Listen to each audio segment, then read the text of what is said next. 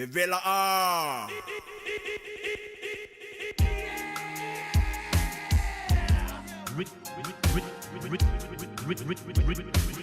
Remix. I gotta stay till I die. I gotta stay till I die.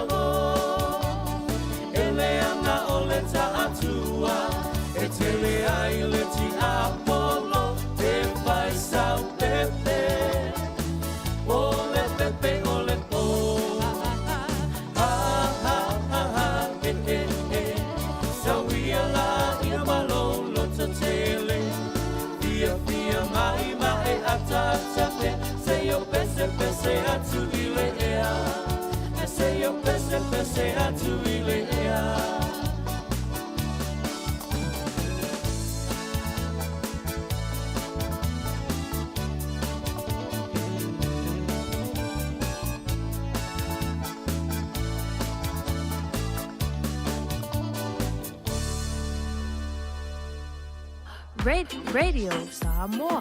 تسليمة إيفاتون Amo.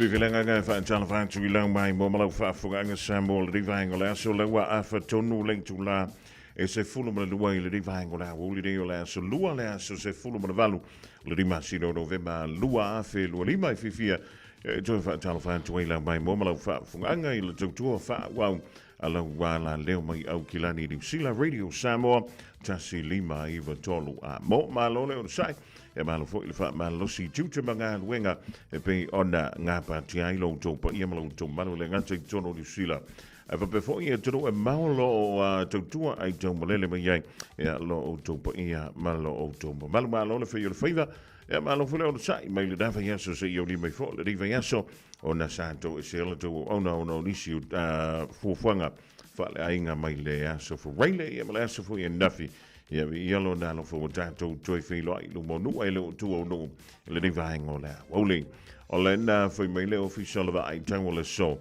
ia e ono palasi ai ti munga le la wo vai ti fa e le fu to no le ti mai le la ia e fa pe na wi ngol tango le ia ma si no november ole aso wala ole aso pa ole aso ia pe tanwa fa te ia fu le tanto wel timu ia e wila fa pe na fu le ringo lang ole aso wala le ole aso wa fiololo ole aso foi ia wa fiangai tanto mulu tau ia a fiangai la tanto mulu tau wa te tau na lava ta pena lo sa e te fita ia po le ale fa fitau e fiangai ma oi ia wa te tau na e lava tau so ma e lava ta pena ai a fai foi le o lava le ta pena ngolo sa o lo do e te tau na e tala norma o tatu tala noa ia me fisilingia se fautuanga mai ia i la tau ua loa tausanga o whianga iei mana me o whaafitauri.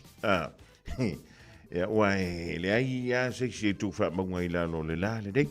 O le aso ua maua le seileni, o le aso foi ua a ule wha soa. O le aso ua pisupo, ia o le aso foi ua pou sei mingi, po le pepa sei mini. O le mepi to sili o le taua, o le lava le lei, o lau wha so so. Ia e wha malo atu, e le ringaingo le awoli i le tātou au whainga luenga e pia nga patia mai le tai au se yuri me fo le ringaingo le awoli lewa tātou maftai e se yuri fo le fiafia na nei le tu lai fa le pologramio la awoli mafonga mua e tele lava ringainga tsafa pia le ona fa tunuina il fa unga le vea so le se ma vai today e mo mua tu ona fa malo i le tāperaina o le tamu sanga fa ma lo na fitu nei o tu sanga le sa fanga solo ai le tamu sanga o le malisi International Pacific Sevens e be on fa tu wina nai le malai o le Manuka Rovers i le stona in same vai today mai tu wina le tulanga foi e pe o fa tu ai le telo le manu le tu ainga wo mai masani o le sa fa pe on pa o tu foi a wale mo le mawina ia ma le lango la wina o le telo tantu au ia na masi mai sa moa e lua se fulu au e pe o le mawina le na tau vai le tam sanga ia ma le na solai ia le au malosi ia to mai tele matatangi po le au le tupatasi mai le antu wale panta ma le champini o le ditu sanga ina ua malolo ai le au le Coconut Productions tamoli ia me le mo tele sala fai po le fianga o sa le longa le pai ainga ma tampa au ia ele mo mo va se lua ai o le tulanga le lei pe o mo mawina ia atono le a filia mai ai pe mo mai ia no ni sio alo ma tamba fa now alo tanto tu ia le ngate nei New Zealand fa pe foi lo tanto fa se no manga i Samoa e fai mo sui o le tanto fitu la manu Samoa o le sa ia tu isi ana ta longa i le tanto sanga fo tu sanga lua fe luono i le toi sa i linga le ia o se tanto wa no to yofi to lunga e le tamu sanga numero tasi ale la langi o le World Rugby Sevens. Ia, fa malo tuai i pulenga o au. Ia, e le ngati leo alo matamba whanau le sa antau sinio. E le asto na o company sa langranguina. Ia, Michelle Komiti fa foe ma le maftanga a tamba mtini tuai o le malisi sa moi au kilat. Ia, fa malo atu le fionga le Preston, le fionga ia le mal. Ia, malana laulau e le ngati leo le komiti. Ona o le wha moe ia sa wha pela o le wha tonu wina i le wha ingola viaso i tala sia fo o le nasa molo wa vdoi te mai moa ia ma e sila i le tautua ale tātou wala leo le radio Samoa i lunga o le tātou YouTube. Le da Sam Fiona wina tu sa o tuai. E whaasalonga nao le tamusanga teito fitu wala balisi i le nei fo i tausanga. E telefoni si o talonga sa va pele ona whaatunu wina i le whaungola vaiaso. A mi se ele tātou talonga lea le manu Samoa mala o malosi mai fia mana Namibia. Le sa whaapele ona whaatunu wina. I le whaiunga o le rawa iaso o tuana iantu. Ya le fōlinga mai. Ya na manu malo ai le tātou au le manu Samoa. Ele au Namibia. O le talong mulmuli la, o le maitawatu. O le sauni e ele tātou au le manu Samoa. I lana talonga whaitau lia la. E te tau o le tātou manu malo. E wa le temine. E ui o le pito i lunga le tātou au whele le whaatulanga no ai. O le polo lea e pei o le tā aloai ma au ia Namibia. E a wha befo i Brazil. E ma le talong mulmuli le vawe au la so lulu asau nei. Lea so antai au. Le tātou tā aloai ma lau malo si lea Belgium. Belgium lena toi malolo ai lava Brazil i dai minute pole muni o le talonga ia e te taula ona matua siliatu ia le tomo whainga alo mo tomo whanau o lo ta alo le manu Samoa i le vaveao lea tai au ia tātou tāli tani ai le tulanga e pei ona iai tomo whainga fo i alo mo tomo whanau ia ale tātou au le manu Samoa ewi o lo mai te wina ia e fio lolo fo i lava nisi o lo wha marulia talua am te mai ele tātou World Cup qualifying tournament e pe ona talibalo ele tunu o Dubai ele tam sanga le lua vaiaso o lo o wha ngā solo ai ia o nisi nao tulanga e pe ona iai le rei vahenga o le awuti au whianga i ele tātou tunu o mangāra wenga tute ma whaiva alo filima e isa tala wha no le te whaitawa tuai lunga i whamai. Oa le lingi wha wātu le nganga o le lofa. Ea mo se tasi o tina. Ona o le mali liwai. O lana wha nau e tolu. I le whai unga le vai asona se ima vai atu. Nei talo whai. Wha mai se le nganga o le tua. I sia ai. Wa mei o wō ale tina nei mai mana o tū. Ua lanto wha alia. Ia lo lato langona wha no noa. Ona o se mu sa wha pele ona tūlei mai. I le whai ungola vea sona se ima vai atu nei. Be tusa leo le afo le lua. I le awoni o le astona ina se ima vai atu nei. I le bitano o leo Sanson. Le lei tū lea i mantu i se sifo. O le ai o Palmerston North. E toa wha i lato na mali liwai i le nei mu. E au fia i le whanau. E fitu tausanga. 5 tausanga whaapea foi ia male tasi le tausanga male tamao nei tamaiti. O lea ua whaailoa mai ia swafo nei whanau. Ia ma whaailoa mai foi lo lantou whaasilumanga. I le temine i lo whanga solo ia suenga le matanga alwenga o le leo. Ia ma le matanga alwenga leo tine mu i le mafuanga na la iona tūlai mai le nei yafi. Ia pole nei foi mu na mauma waisoi fua. O i la tau nei e toa wha. Ia, o leo te tau whai tau tu i po whesa i eile tina le temile. Ai, o se wha noa ngā maua lunga leo. Ia, o le maua i soi fua nei ni whana. Tāno whai. Fitu tau sanga, 5 tau sanga, ma le tasi le tau sanga, anto ai malo lantu te mā. Ia, e leo manino mai i po whesa i eile tina, i le temine tu lai mai ai. Ia le nei a whaafita hauri. Peita iane, a tutupu mai mata upu whaapene. Masano e langona uma i tātou, le maniti o le tino. Le langona o le mautonu, le langona o le alofa. Ia o le tūlanga le whaamisentu, e langanga o le tū soli tālo whai. Tālo whai si a inga. Ma wantu soi fua o le whanau e tōtoro. Ia atonu o le 10 million. O lo whea ngai si e tina. Malangona o le whaavauvang. Langona o le itang. Langona o le whememe ai. Langona ia pe ai se ale mea o tupu ile me ia anteia. A o le ale mea na lea a fia antoai mai ia. Ia wau sili nai tūlai mai teimi whapea. Ia mana tuwane ia tātou tālo sanga. Ia sietina. Ia e mei se anganga o siana whana musi ono tolua. E pe ona whana o lantu wola. Ile nei mo e pe ona tūlai mai le i le pitono ua manu atu. Ile wha ingola vea sona se ima vai atu nei.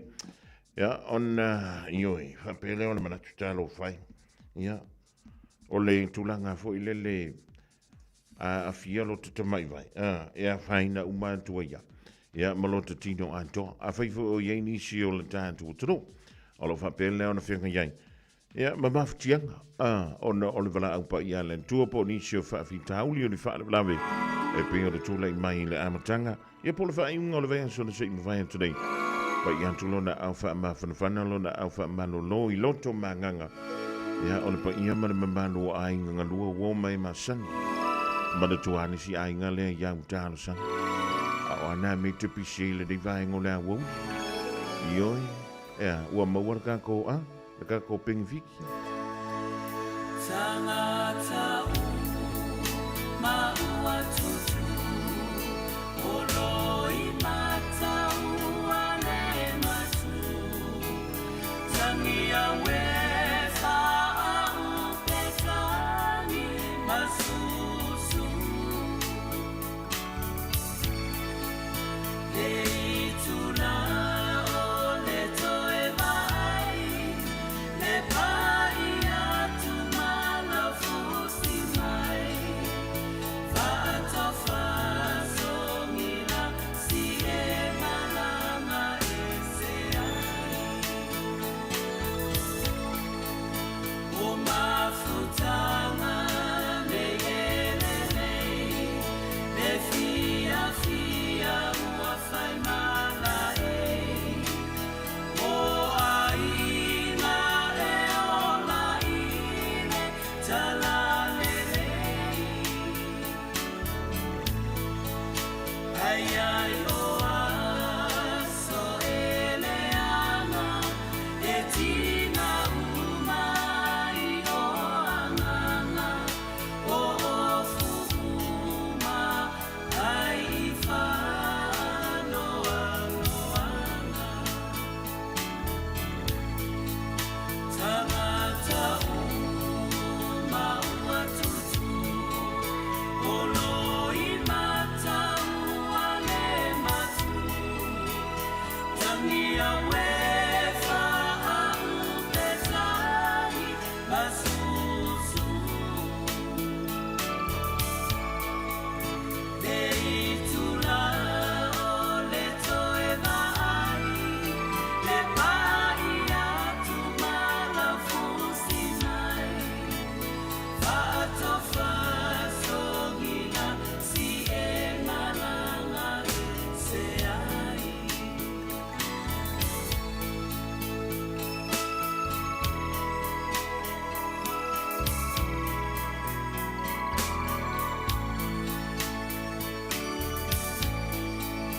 Onisi lava e ata ata Le lava ele ai se mamafa A ototonu le ata nofo le manava Faloto tele ini tangata Otani tui matautala Ile walu ele toi fayama sangatana Oia we mai faingata Le alofai e tina Ao le ono sa iala papea Matalo sanga ia le utuva Ia so uma ele aunoa E feiloa ia i se aso iluma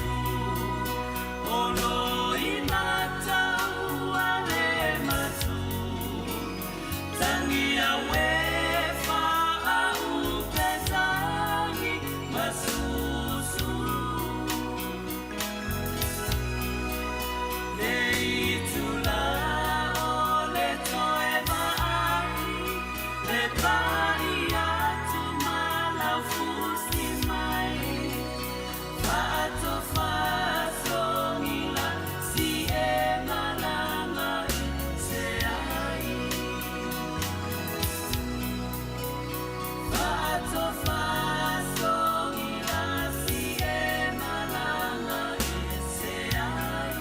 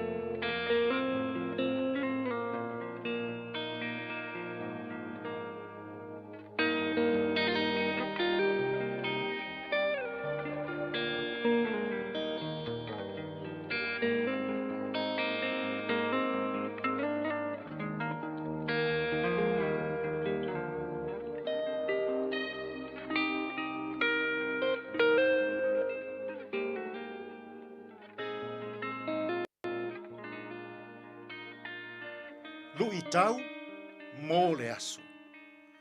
Tau i atu le leanga i le lelei. Do good unto your enemies. Tusi mua Samuelu, i lona mata upu e luas fulu male wha, a olona foi upu e se fulu male fitu. Ua fai mai fo i o ia i a Tāvita. Ua sili la wā mio tonu i loa au. Awa ua e taui mai i a te au ilelelei. A o au, ua oi taui atu i a te oe ileleanga. Taui atu leleanga ilelelei. Do good unto your enemies. Ua maua saulo le tupu o Israelu i le loto ti ngā. Ina ua na maua tala. Ua whaau uina e Samuelu. Le tama o Tāvita. O le tupu lea. O le aso so maia. O le mafua anga lea. Na tuli au pū ai e Saulo. Tāvita. Ina ia fasiotia. Ina ia awane i whāoa. Lana no foa inga. Ma le pale o le tupu o Israelu. O le tuli loa Saulo. O se tuli loa ia fasioti ma faa umatia. O le tasi o ana tuli loa. Na moe ai Saulo i le ngutu o le ana i enokati. Ina ua moe ngase i le po. Na luane Tāvita, ua se sele le pito o lona ofu. Ina ua ala ane le tupu o Israel. Ua ia i loa ina. Ina ua tauvala au watu Tāvita i a te ia.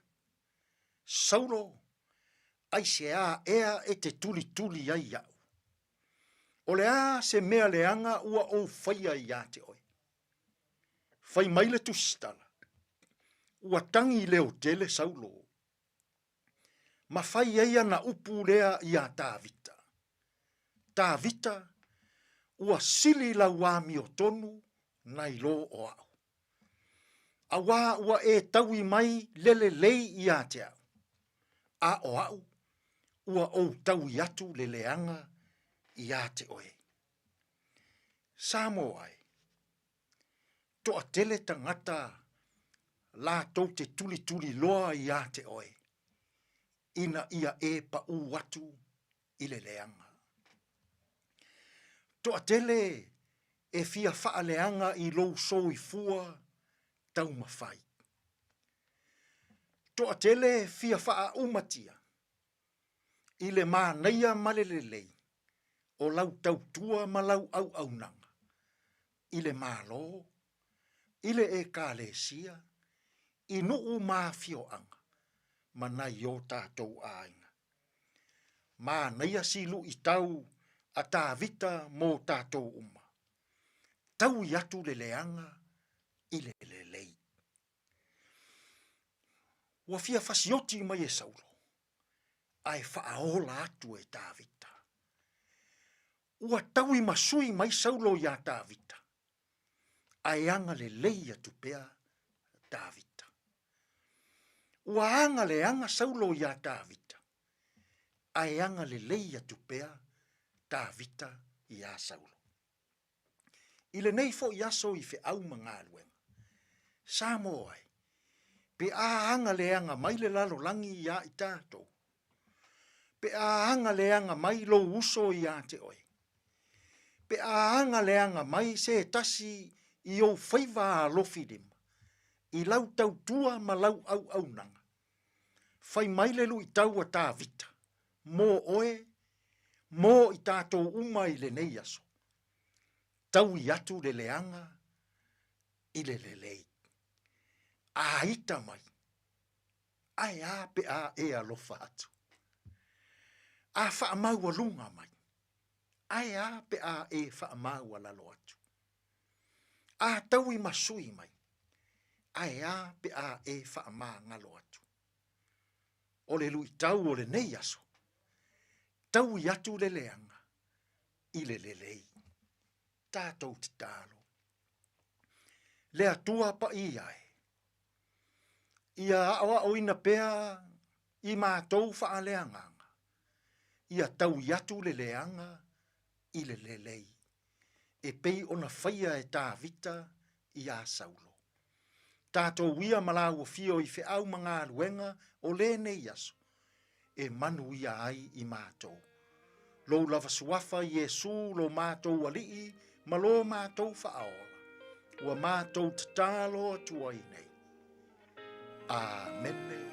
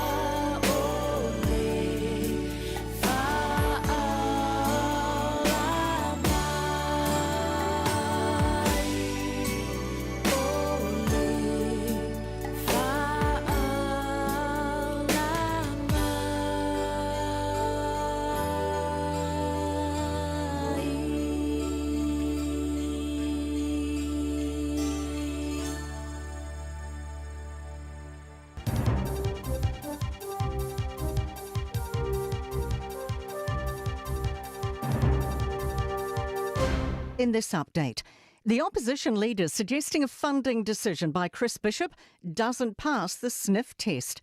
The Housing and Transport Minister reallocated money from a Kāinga Ora stormwater project into a CityLink bridge in his Hutt South electorate after a request from the local council. Chris Hipkins says he doesn't think the government should be taking money from stormwater to prop up a project it cancelled. I am concerned about the shifting of money here in a way that's pretty questionable and unaccountable. Chris Bishop says it's really unclear what he might have done wrong. Legal action is virtually impossible over any injuries from potentially asbestos-contaminated play sand. EC Rainbow Sand and Creatistics Coloured Sand have been recalled and 4 Magic Sand products sold at Kmart. John Miller Law Solicitor Merlin Remiens says RACC coverage effectively bars civil suits and the bar for punitive damages is very high. Crossing this bar and attempting to claim punitive damages requires a standard of negligence that's essentially or so close to as to be indistinguishable from intent to cause harm. The Aged Care Commission has criticised a Balclutha rest home where a 92-year-old resident was overdosed with fentanyl. A report reveals a GP at the Clutha Views rest home incorrectly prescribed a daily 50 microgram fentanyl pain relief patch instead of every 3 days. Rosie Leishman reports. Rest home staff also mismanaged replacing patches, and she was hospitalised after being found wearing 2. Commissioner Carolyn Cooper says staff repeatedly gave the incorrect dosage, and she identified systemic and organisational issues. She's ordered an apology and for this case to be used for staff education. And that's news. In sport, basketball's NBA will be without one of its biggest stars for several weeks. ESPN are reporting an MRI has revealed San Antonio Spurs centre Victor Wembanyama has suffered a left calf strain. The 2.24-metre tall French player will be re-evaluated in the next few weeks.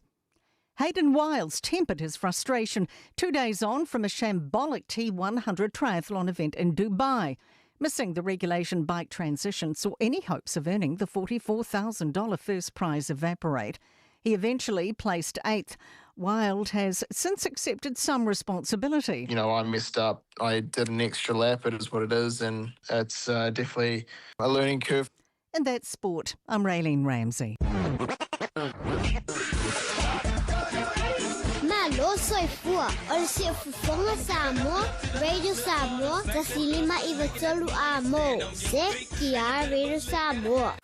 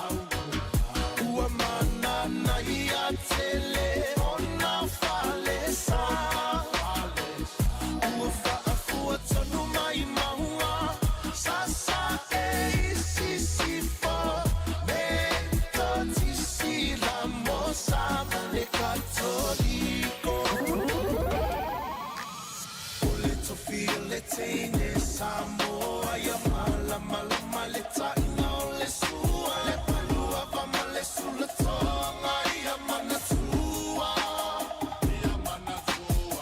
o tupulanga tala vo ine ia so se mana o faali ali malu e tile fa Samoa wana o le nanu fa mole mole so te filo malu ole tu file teine Samoa ia mala mala male tainga o le sua le palua va male sulla tonga ia mana tua o tupulanga tala vo ine ia so kasi mana o faali ali malu e tile fa Samoa wana o le nanu fa mole mole so te filo malu now ia e mawale poto sili sili sili awane ia ona olo lua ia sili sili lo loto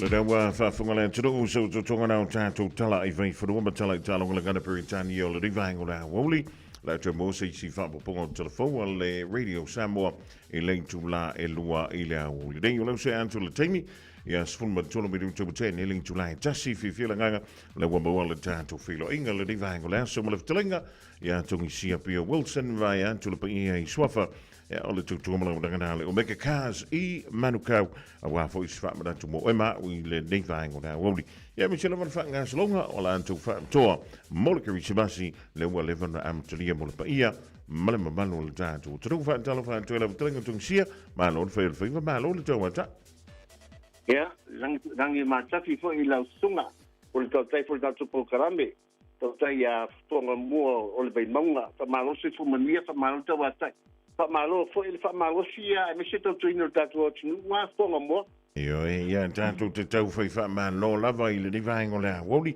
fa malu winga o le tau io le famiglia ufficial vai tau o plastic monga stimula woli le so ya o tilo o le dai e afo e malu pui le anga ia to le tatu tro I lo toa ya wa fo il silsila il tiele male no no io mauta avale sese e missiona o la tu te unga mantango fi tongsi ya esa le lava a fonga mo oi ma ne foi pa u mai le be tau fa ma pa maru mai fa pe isi fa su fu la ele la tovia oi ya maturi fale do fo to soli pele a wala tu longa le ngana la tovia oi mo io tu la ma pe ya mi sa we dai fa talina I ba tu ngai tu a consider tatu o a ingai e ke se faia tu me tau sami tu nga fa pe nga fonga mo oi Ia o le tūlanga nei tau nei ei tātou a le aia sea ngā e le ia se mafuanga te tau I te whelua ia.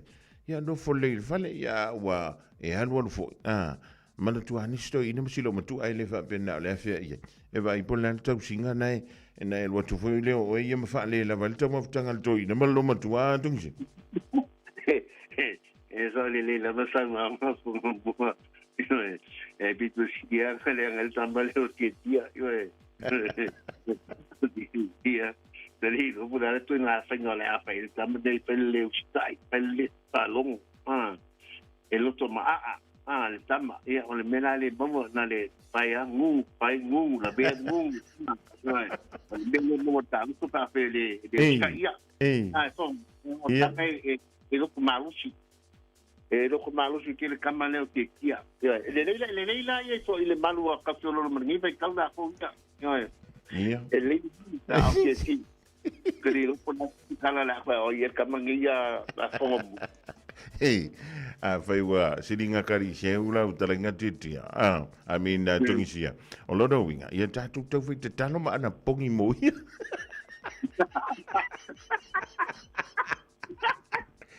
Depois me aqui ele tama te aqui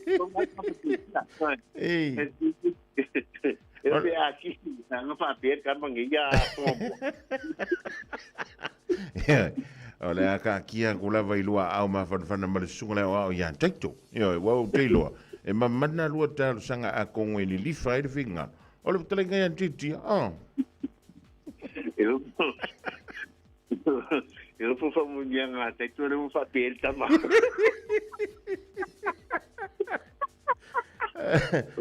por não completo ia famunha tia por ver a famala tia Ia, talo sia. Ola va pe leo na tafalo na fidangar. Ia manga ia mai fu se ku ala lo pe ngolua kam fa ia. Ia, esa ile lava ia, to ia ngai. Le tamba lo motu la to ia. Ia mangor kambangan lo makole fa ma fa ila kuringa mal lo makua pe ale fa long.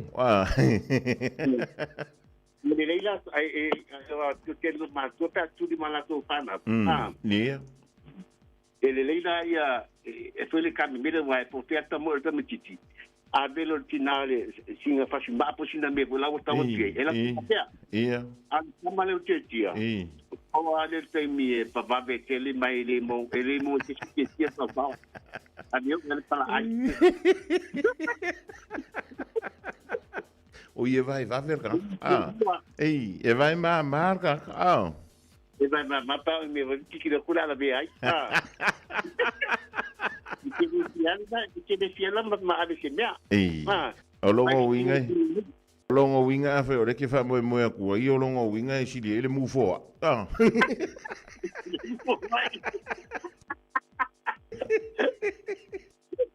Ya, ma lo le fa ma lo le tawata. Sole. Le anga le mea po le ale tinga I feo lo mafofo. Toi mo sinata. Se te foi toi mama a toani a venga se fia. O le nai te taua moina I le a som le a so tongsi. Ia, so le ala sa nga fonga mua. O le fo la to a melo ta mafo sau. Ina wo mo sina atel ni tu la le. Ia. Na te sawa. Ia fai por fa longo ta la fa nga le tu ta pena mai ta bane. Ia. Patinga ya la mo ata. Ya la pego mo ngalo pe ya isi me ya mo E va pe ngara va le olanga ngi. A fai wa ma fatu le tau nga vale foi le ma fa. E te tau na sa ili se vai fo.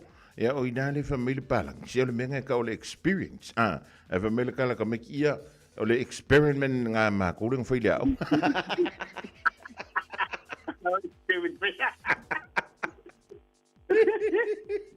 Ya, ma no le fai va. Ya. E fa pena ta tok a wole yangi se mai fa aka ko. Ye wa le mea. A enga unga kiri I lo le fia ma lo to tama. Sole. E ke ia ka mo fa isa ko ngia so lo tungsi.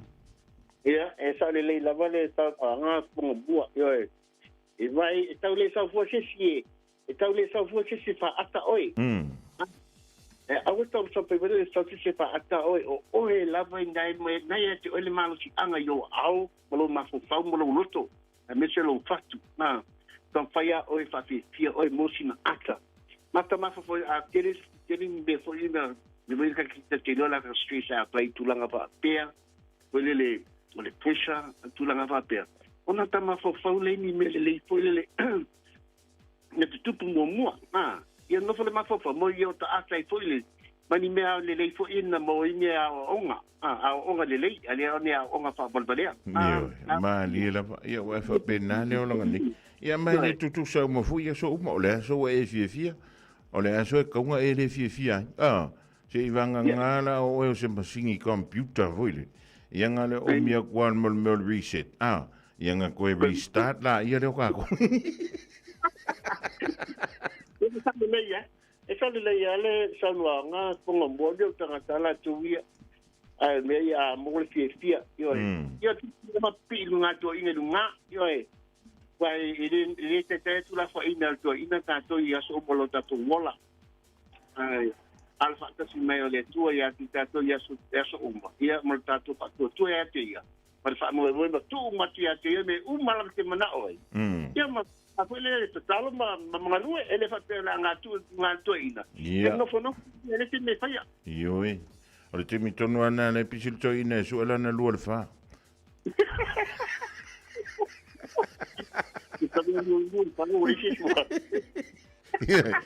mo alo lu alfa to ina ya e mali fu mai lo ilunga tu an tu lo mo tu angal to ina ya ai le va pe voile lo ka kalom va pe ma ia o malei fuangir kaya o la wofiong ia o le waka ki ia ka fole lunga kupe ne ia inga le luare fare me nga ka penga me ko inga i le ka kalonga ki fa ia ko penga ia fa ka kala fonga la trenga ni tong sier melia o le me nga le ka kalo inisio ko inisio aso e tanto tele mana na voile le tanto te uian mo le ala fingata awa anga fingo fienga ba wal me lo kupe ngal ka ko moya marka ko ngo fo me fa e pangade ia e tanto tele ma fu wal me le ka wal kupe o la nga luele stangata ana ma wan to ile tupi ai le ma fa yonda anto to tele o le tupi na intum now pe ele al wale tinga lue tungsi e sa e ka fe lo nga me pere e se lau lima spumpa singa sa oa Afrika Ito le level sa uanga ia pe al tudanga la toia la fo o total al fa ta si malinga wenga wenga ni pa pe ngal total no fo no la ia le pale pa u maia nei be ba ni mo ni mo sale ni pa pe ngale se soi fuanga tu mai ta tu la foi ta tu lo ta ta pa le lang le ni la lo lang ni na to ia tanga lang o tanga lang pikiringa da ale le ye o ta tu lang pikiringa la mala ye fo tu lang pa pe ta tu lang la to ia te tia la to ia no pa ye ia ka la tu ta si le sunga la ia taito yo tama ele le tama yo e tu no langa yo do anga sa le lotu yo pa vole to e mo ule to el mo se le tama o tama ino e un malole uno e tama na ole winga na le tala wale me fai e tanto upo matala ia tanto tu wantu ye le li malan lo alfa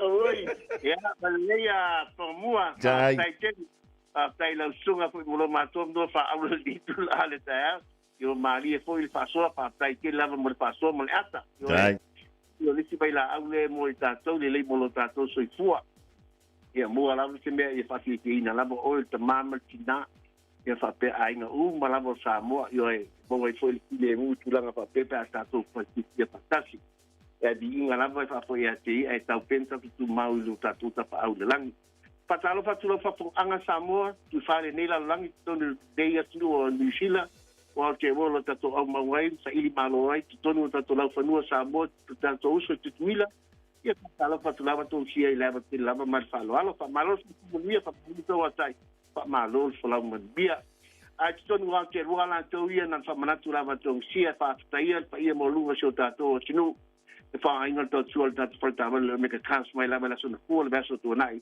te pa ia le a fo i leso tua nai. Mai ka wina fo i le a fo i le tatu pūlenga, le alu mia o ta bali wae matu whaitawina le baso a toa rama se kulu ma le malu piki apu ha iusi la toina alu le aso mai las na fue tau laso toa nai. Nas toa nai la toie e wha piki apu ta series CX8 ka series CX5 ngā alu laso toa nai matulanga wapea. Ona tulanga i e tututu ngai lama tau o ta bali a koni ni le tupe mawhai mai le finance. Ya me se kui nisi e mai a su e ta bali mai e manako paketi. Io no toa mawhai ala e sa iri se a foi se ta vale e ono tu sama se tu da se ta vale foi le mara mi foi ai mo ta vale man na vai ai tau se tau foi le tau tu sa vai le me o foi la tu le la ho paketi e pe mo fie la tu langa e sa mo e no fai me of so ni ti o mana tua o le la fanga solo e tatu mi fia lima sala se ta vale no fa le fio ti e lua fere wi fio ta to piki apu mana tu e inga fa pitu nei fa sala nga fa business e se ali lima sala ta la e te moina me ala fa ta to fai ta na fa o me ka lima sala ta la ta te linea la ta sanga sai ni ko kala ma abeta vale mo e se le la lima sala ta la e mana tu foi o le il ta to fa ta sanga o gato peso il tato spesso le solus fu fa o te se male nga pai to foi ko le to sanga e fa ta sanga le ma ke vai e lu sa mo e se vecina la ta vale mo le whātau sanga pai fua. O lista leina lam ta bale, whātau sanga no te pai fua. Pai ngā le wellness fitness, e pai fua ko le whātau sanga. E toi umai whuna whātau sanga. Toi balu māsinga o pe mengi e toi lau whātau sanga balu māsinga. Lau kong kalak te tonginga lam ta bale samo. E ma aila ni whamama abenga tele. Awon no i nei no fuai. A pe o rai se tō whai tua te mama tinafi whātau se ta bale mana tua ai nei au onga whātau waa. Te whamama abenga sili le si tangata ki whātau se tā bali. Ngā le power le focus o te tongi tā bali. Ai wha ai e tōng siama tūringa a meka kanslo sa. Kele tā bali whailau ki piringa tā sumena tala mai au. Kele tā bali whailau ki piringa. Tato family band, o youth, o for SB la popoa, SB pio lolo. Tā bali la aids po kasmo tu planga tala mou. Family bands, commercial bands, tūranga umai se. Mana tu e specialize. Le tato whal tā bali. E kaso mai singa o tātou tāwale, la rama me mana o tangata whātau, whakipi, te vai se mai fōi tāwale. O nisi tūlanga tā lia socialisene, an ngā poi tā lia fōi. Ia ilo passport, e whai ilo tala sanga pēr whapeu ki whaisi tāwale. Nisi tūlanga, su mai, tala mai au Samoa, i le lua selau Kemeni Stripe, lua selau Kemeni Stripe i papatui i marukau, i nā fōi, whai fōi nā bala au barita le nai. O le oiva lua fitfitu, lima balu tā si lua oiva lua fitfitu, lima balu tā si lua. E pola ke fori pabiai, o lua tasi pāpitu ono lima pātasi. O lua tasi pāpitu ono lima pātasi. Papai tere lava, lau sunga, tau tai o tau pokalame, ponga mua. Ponga mua, kama nia le tua whai maru pirima, ponga mua vai maunga, nia le tua. A mo te nei, pato pāwhai so i pua ponga mua. Manu i tele lau singo, toi mga luenga, wale tau tui no le pa ia. E malu le tātou, tano ulu taringa ia tongi sia vai antu lau le pa ia i suafa, le ni vaengu lau, oli te maui dai le lua se lau, Cavendish Drive i Manukawa, wale sa ilinga lau sa Samoa. Oi malu ainga, e la kata ni si lai fa pefoi, ia Samoa. Le walu se fulvalu, mirutu te ni lintu la e tasi. Tasi lima i vatolu amo. Radio Samoa.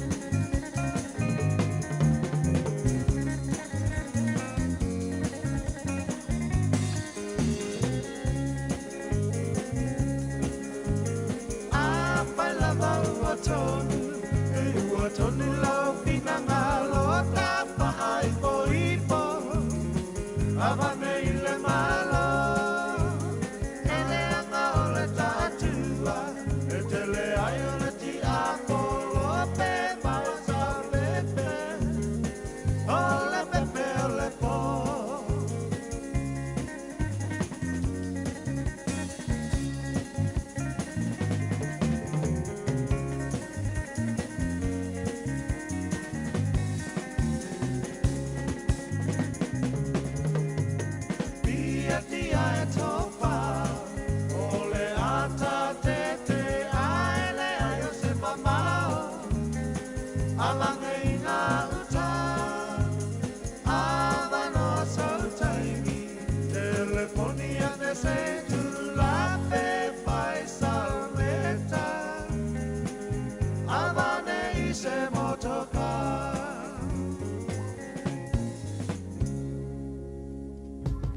Beta Drive Doctors i le taulanga whaatau I mangele whaapea manrua mo le vainga o so ngase pe amana o mia e whaatino e fo I matupui pui o le whanau witi o tupui pui le COVID is full river mo I lato is full on tausanga malunga atu whaapea matupui pui o le flu wala au telefoni lua lima fitu valu lima iwa valu mo so wanoe whaatino ai nei au nanga o fisa fo mai I mangele I taftafane o le McDonald Amanrewa e taftafane o le Falitusi po le Public Library. Beta Drive Doctors Clinics. O fia maua sau ta vale po sau piki apu. Ai tong ta iwa yaso, lua va yaso, pe ta imasina. O le sleek cars o le a maua ai le fsoswani. O ta pena le au whainga ruenga a le sleek cars mo oe malo a inga. Aua e te popole I se mea e tasi. Te tala fitu aso, mai le sfulu I le tai au, angai le afo le ono le afiafi. Tele la lai au kilani I saute, vili mai loa, I le o lua tasi fa, fitu lua selau. Po le o lua o, fa lima, tasi lima tasi.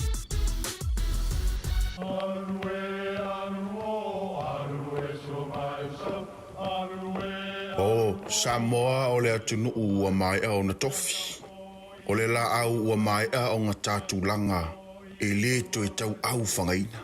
O le vai fo I ua malili ua mai o na saiki. A o lau polo kalame o le vau filifili. Ua na o se toi wha manatu. Ua na o se toi whangu ia ua nganuu Samoa. Mau upu ta oto, mau upu tu. E ala lea I ala ngā upu ma muanga ngana ma le vau ngana. A wane I emisia le tātou polo kalame. Iafi o aso lua ta itasi le itu la e valu I lunga o le Radio Samoa. Ia manu ia tele, lau mai muanga ma lau whaasaunga Samoa. E te manae maua se luma nae manuia o la wata li I polo wa whawhine. Ua se fulu nei tau sanga o whaatino le Pacific Advanced Secondary School lea au o nanga. Na whaawaile nei a onga e Sir Michael Jones. E whaonga I nae ngana le Pasifika I le NCEA. Maua fua o ngā toile ai ni pilia onga. I le tau sanga lua o loa whana maua lunga I le whainumera o alonga whana wale pass na au sia tongi e ulufale ai I le universite, polo university entrance, I le tele o kolisi I au kilani. Ua uti awa noa mo le lua o lua ono. Mo nisi whamtalanga wala au loa le pass I le ovart se lau valu o fitu lua fitu. Ovart se lau valu o fitu lua fitu. Radio Samoa. Taslima Ivatolu, Amo. Bread of life sent down from glory. Many things you were on earth, a holy king, a carpenter. But you are the living word, say it now. Come on.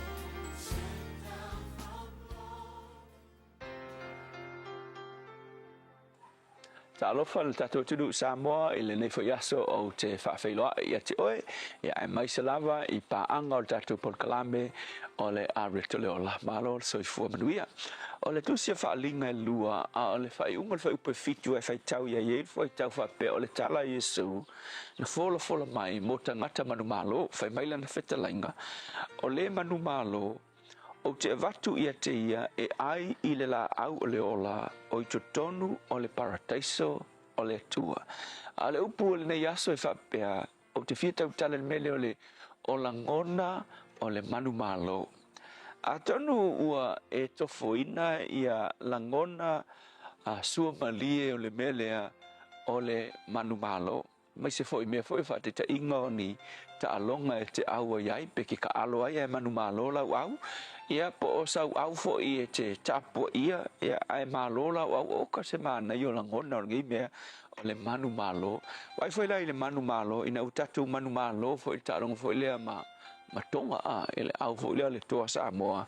Ka kia la ngona nga me o le atu nuu atoa ua whaanga e ti a kako malo foi lai a New Zealand ma ka kia la ngona a ele ma whai o na whamatala ina le fia pa la ngona ina foi na la ngona whapena ia e o e ila au la kapia matonu ia o te fia la ve support matu au te milale nei o lo faile ta mil sanga la kapita to full lima e ala matu le piko ku le matu tu malo le tu tani e ai tasile au matu le au le alano ia e mana fa na mai sa ai ia fa na mai sai pipi ia o mai ta ma fa na alano o lo ta alo ai al mela ua le pe o lima ngi va yaso e o le ko ise au al fai ku le ma fa el mako o le ko ma ngai o matu au ia al mela e ita longa fo ie ka longa makaukia ta fo ie uile ona tua le lista long ta alo mele no ule o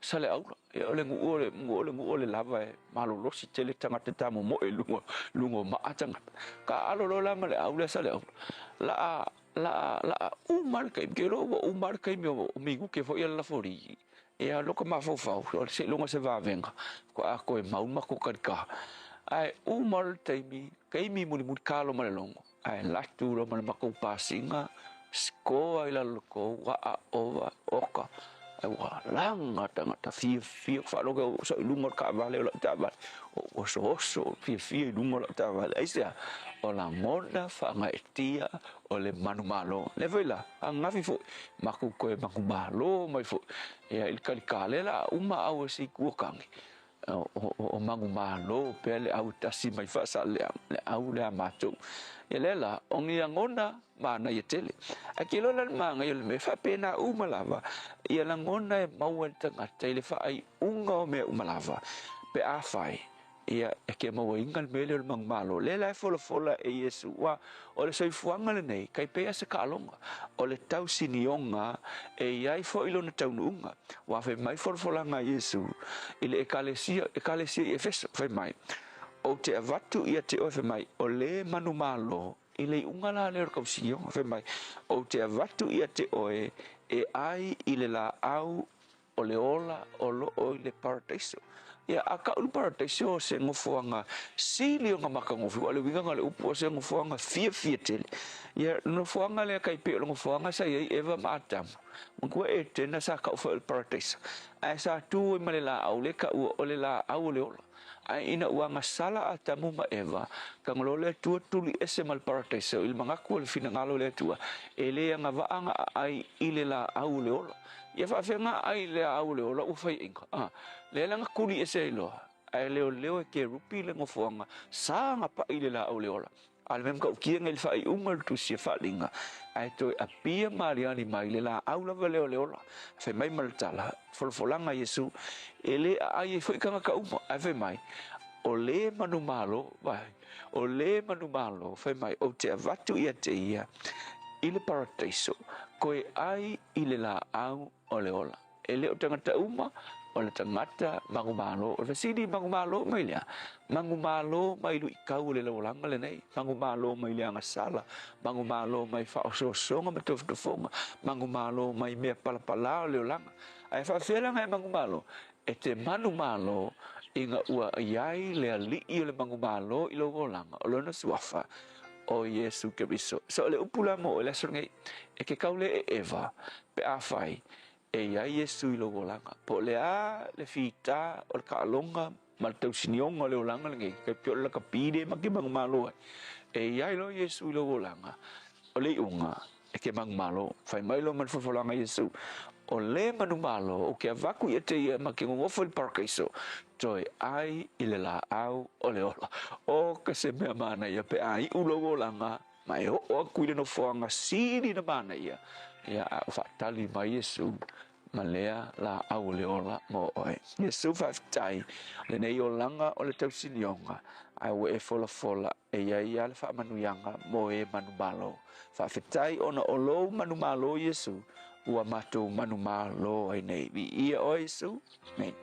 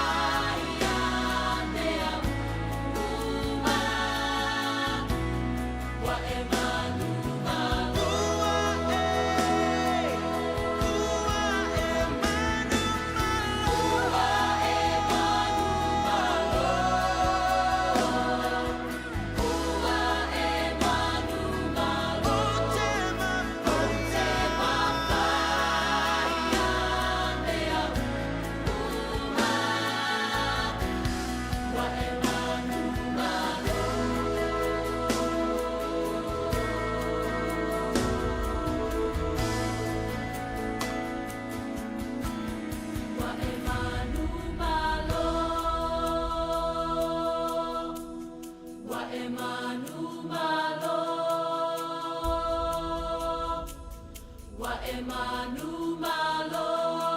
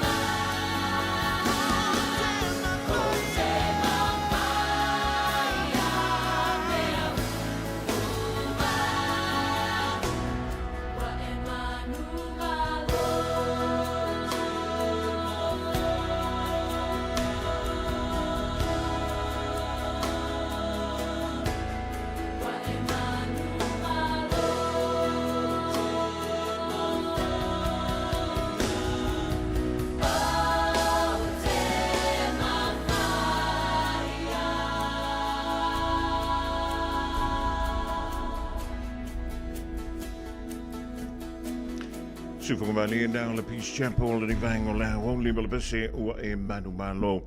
It's all the way to a Polocalameba to go Fiena, every to Lola Moema. Lydia Woliola, Solua, Molantalang, Fab Taylor Sunga, Ile Fifia, Pasta La File, Polo Assembly of God, Ilano, surviving. Molufala, Moema, or the Divine Ola, Woliola to Moa. Sisi fa poponga ile aso te hapa atu ulie londa lofa malona angalele. Radio Samoa Tasilima Ivatolu Amo Radio Samoa Tasilima Ivatolu Amo Lewa tono baini sio tato fa linga ma fa silanga piona mahasriai. Ya wala vlero puyeli yola utopa ia malo to malo I nisio fa moe ainga kalisia nu wafi anga mai tu malo. Ya pila ona yele tato fa linga mo mona ile divine ola woli ole meka ole free fana lunch. Mo mai lo le pule ole free lu mo so se fa silanga on makwa maka kia on mangi. Oh. Yoi. Ja, fa perle frente wino le tanto fa se lang le free final lunch. Woma ingo au kilani fa maule lano le so fa to. O le final community lunch e ma fu le tau ma fa vela o le tiva vela fu la au ina lava second hand e mo enga ma le tele wisi mea nga. Mo lo mota e mo fu le face painting. Ale fa now e le se tupe fa anwai e ne yaso wa tapeina. Ola so fa ye ola sa ne yaso lus mal tolu ole masino novema ile afol se fululua ile awoli anga ile afol lua. Ole do fanga e fa ye ole Eastdale Reserve the Avondale e fa ye le na le kapaka to leia ya mal tu o soundinga mai amal to nai e ole titi e fulole na vai.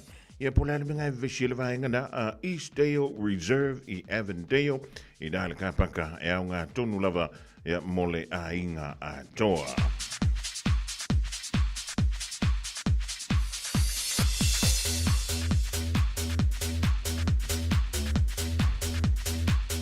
Ole fasi silanga mo ilato umai tupunga mai ya talataina nofo ui mai tua maui mai tua tu inga mala talataina. I matafanga ulu tungi ali panta. Olo alala I Samoa, America Samoa, maso se tafa ole ke lope. Ole awhai le tanto tanalonga lo na lua I le Church Unlimited Cafe. I le tolu pa lima Teatatu Road I West Auckland. E whai le asto na ia so lusu maliva o Novema lua whilulima I le tau se fululua I le hawoli. Ma tau te wala awa tuai le awa ma le whaaloalo. I le paia ma le mamalu I o tau tūlanga whaalupe. Ina ia tala au mai ma fia mai tātou te mafutai I le aso. O le o lole awa I mai. O le a le whaatali ai fuafuanga le tātou ainga poto.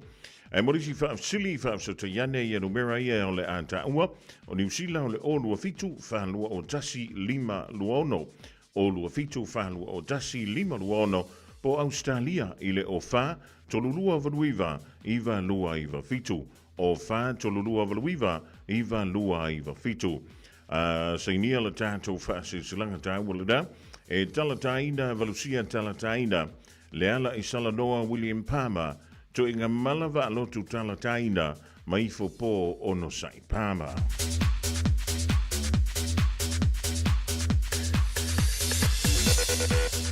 A wuring halo sa lo minga o le tusi o le songa fatasi e masa lo minga o le vau filifili e mawai whaalopenga o Samoa I sifo tutuila mamarua o risi o talatu o Samoa o ala ngā upu o le matafa I o le matai le whaingo whaalawalawe e pe o whai poiponga ma liu le osi o singo a inga se sila whainga o Paulo o si I whaaloalo whaalangingo e kāle sia ma le tele o le ngangana o whaaloalonga e na o le fitu se fulu tāla le tau.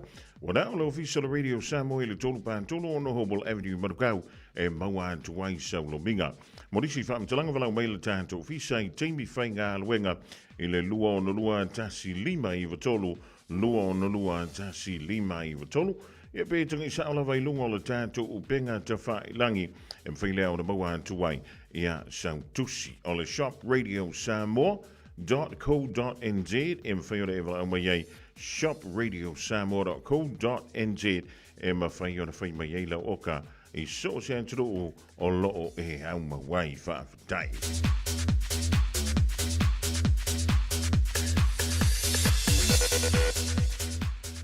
O le whaasilsilanga mo le ainga sa lua whau i le whianga o Mangiangi. Ma tau te whaantolo wantu lau whaafunga anga sa moa tu lau na lava. Ai whaasintongu le ri whaasalalanga i le mawhutanga le ainga sa lua whau i le pitonu o tāwhito i Mangiangi. O le awhatonu ina la tātou whonutanga i le aso sa asau nei aso lusful ma le lua o November lua whelulima. O le asto nai, sorry. Ia tue whaasa o antu. I le aso lusful ma lua o November, o le aso to nai i le vai aso nei, i le Julai se fulu tasi, i le tai au, i le maunta o le teitei fono, le fionga ia pa i tea whaifua la whaele, i le tuatusi leo le se fulu Pesalo Place i Otara, e tala doa i nai, i le tātou break up, e whai wai a ngā luenga, o le rito sanga, e mana mielo su mai e whaali so whirangalo, i le aso ua ato whaina. Tai lava o se nia le teite fono, ia ma le laulau a fono le mahafutanga, a le ainga sa lua whau i tāwhito i Mangiangi.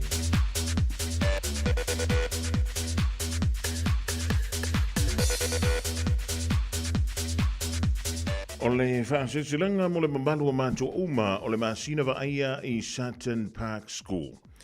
Tauto ia upa ia ma malu Samoa o na upa ia wa umano tofi. Ai whaasilsilantu i lewa tele ma le whaaloalo i tawai. O le awhaia le tātou whonutanga muli o le neitau sanga i lea so lua o le so lea so sfulmalvalu o November i le tula ia po le afo le wha i le fiafiana nei i le onga ia mo le wha moe o le whanau i le tausanga fau. Ai maise o ngā luenga whai o le neitau sanga e tālo sanga atuai ma le loto mau malalo e mo mialo awai ona e tahaua tele le nei whonutanga whaamaruia le tua i whiau mga luenga o le ni aso.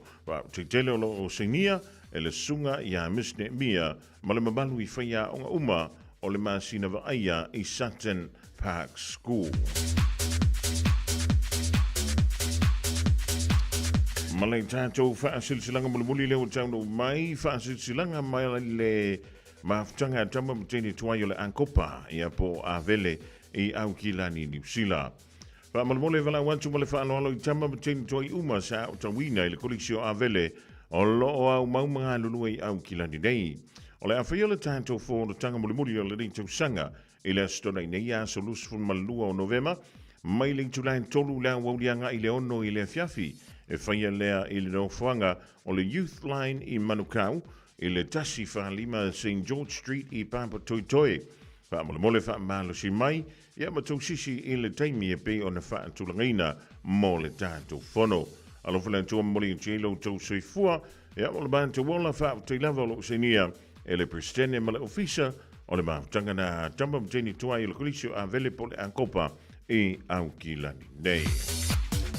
O disina o tātou whaalinga tā wale utono mai le divaingo le awoli i le tautua ala wale nei i le Radio Samoa a wale longo puiali ia o lo o taupa ia ma lo o tau malu inisio wha mamoe o la whapeleo na whaatono wina i le diva yaso ia ma le neifo i masina o November e pi o na tātou ia soli.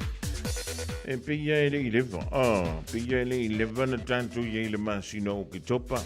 Ia o le ua pasi ma le afo le masina o November o longo wing a ele o koe pinga ai ka ko pepese lo fo ilele le pese ka mai we wish you a Merry Christmas Merry pepese le si au la hiking pese fo ilele le poni pasi ka vale le fama police ta porque police ta porque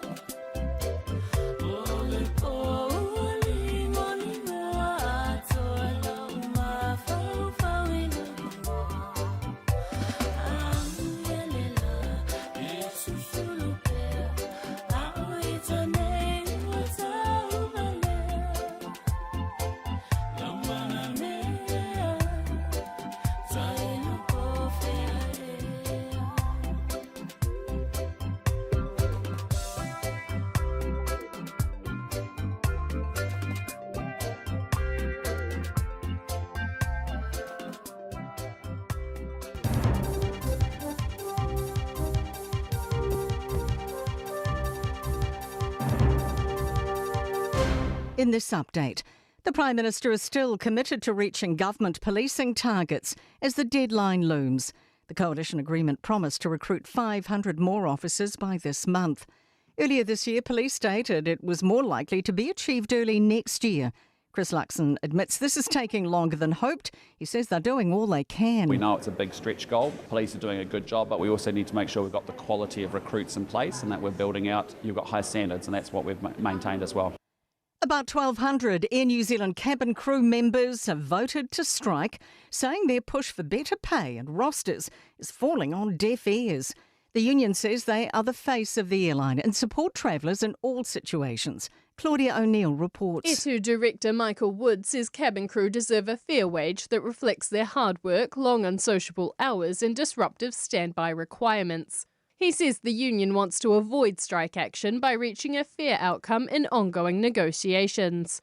Air New Zealand says it's meeting with union reps this week to progress efforts towards an agreement. It could take weeks or months to control antibiotic-resistant superbug VRE at Christchurch Hospital with links to an Auckland cluster. Health NZ's Dr Sarah Berger says the bacteria was detected in September and all current cases are linked.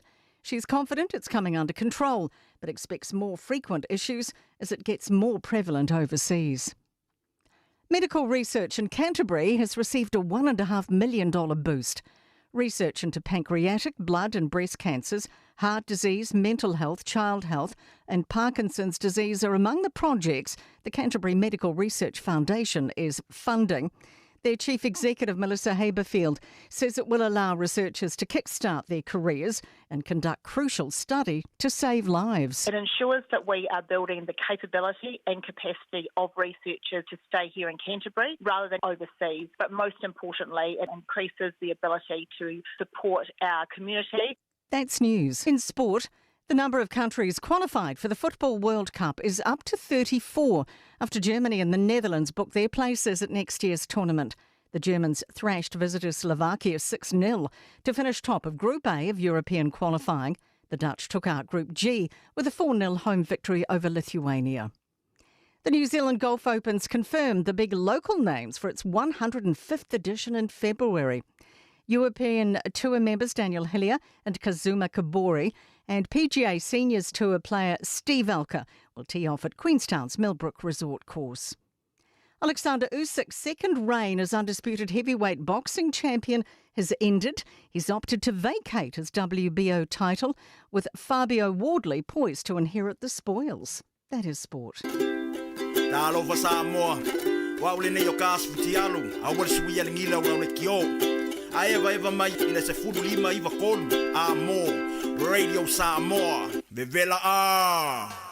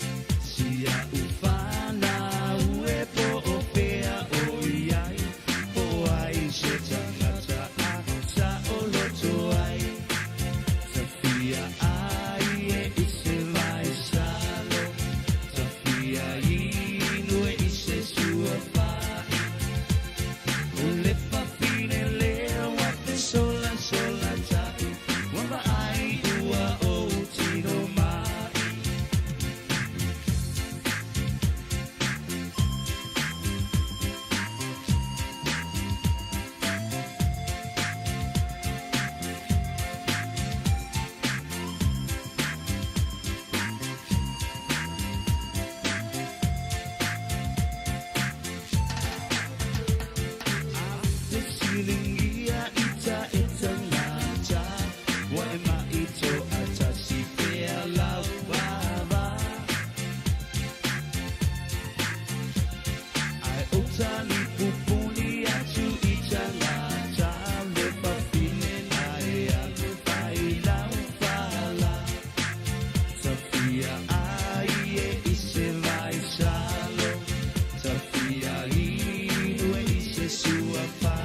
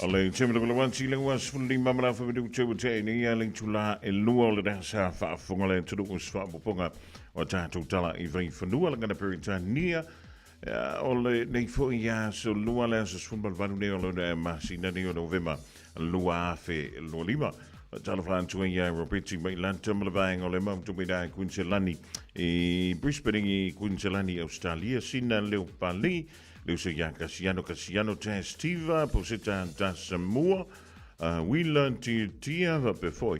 Yeah, she would buy Ephraima. Lucia Frano, man of Walla, Lady Vangola, Holy Man, all over for your favor, man, all on shy. Yeah, there was all done all the time.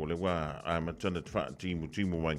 Lady Vangola, Holy Sound, Yentu Mantua, Ma Avitavale, Pikil Fanawa, only Jamie took 1 year on holiday 4 years so. Lua. Stasine o tanto fa linga lo to mai. Ya wala volo no sir fielo to pa ia ma lo to mabalu. Ya mele tutua male au nanga le ale tanto fa no lo le casa beds and appliances. Ele tutua male nanga le casa beds and appliances ele leilava. Ya lo si le fia o tulanga fo ipe ni ele la tutua. Ya male la to nanga fa to le casa beds and appliances.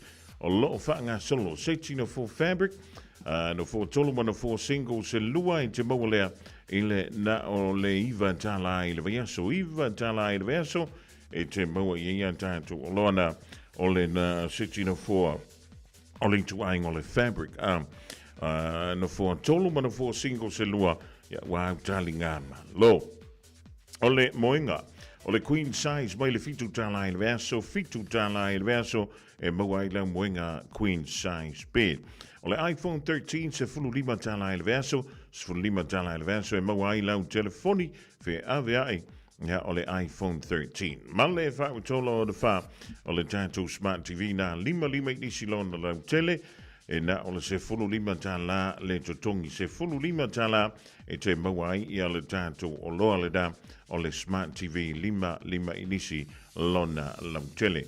Ja, monisi fam talanga ele nilo wa vala wane ele tanto numera lea ole ata ole over selau lua lima favalu over selau lua lima favalu e pem fione dai le fa fitu fa Great South Road e Otahuhu e pole tolo fitu Weaver Great North Road I dai Henderson tolo fitu Weaver e Great North Road I Henderson fa iloyena fa fonga radio sam holiday fa salonga e mawa tuai ya lau me alo fa mai le tutu mala ngana ale casa beds and appliances telemano no ai ya o loe fa tu tonga ilo monto malo lawa ya le kanto ile o lo tu teknolosi fa ni ona po a wala va ya le fa nga ina le e oe ma lo ainga stasi down tanto fa si langa le tonu mai le divine ola woli fa malo antia tele to le panyeli pelle fa before you diary to wina le ma to wina ma do dewa le divine ola woli fa fi mali lo sai lunga le tele tal telefone ya le tanto filo inga ma le fianga ya lilo ma yava mai na vai se taimi ole so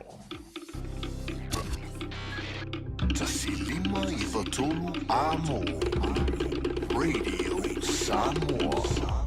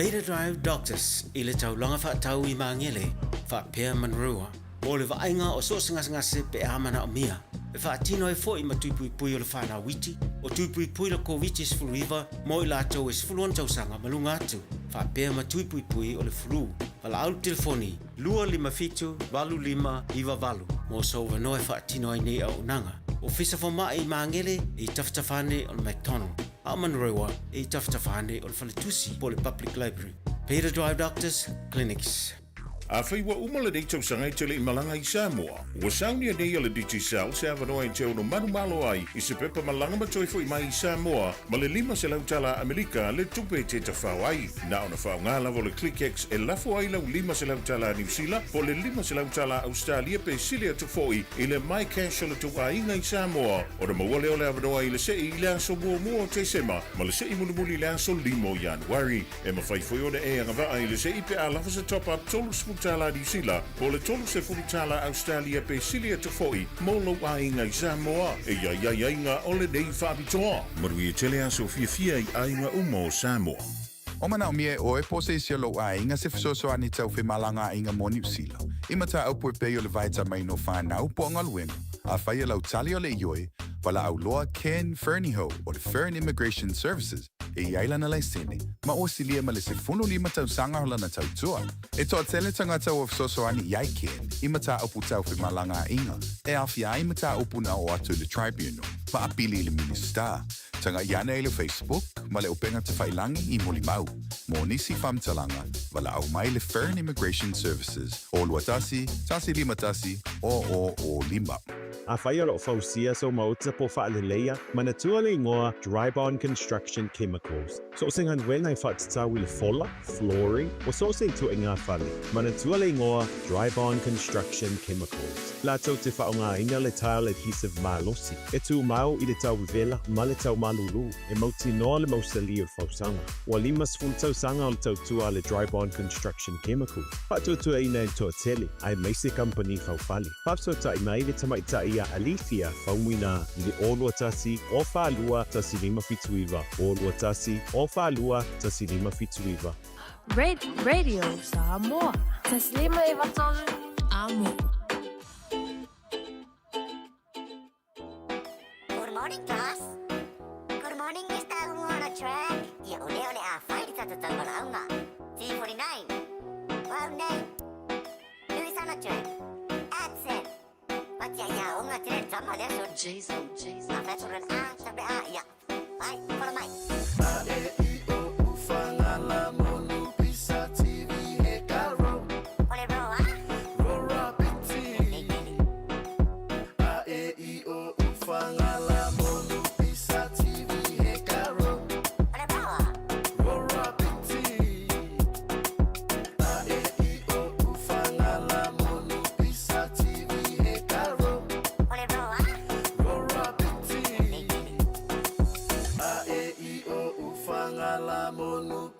TV he caro.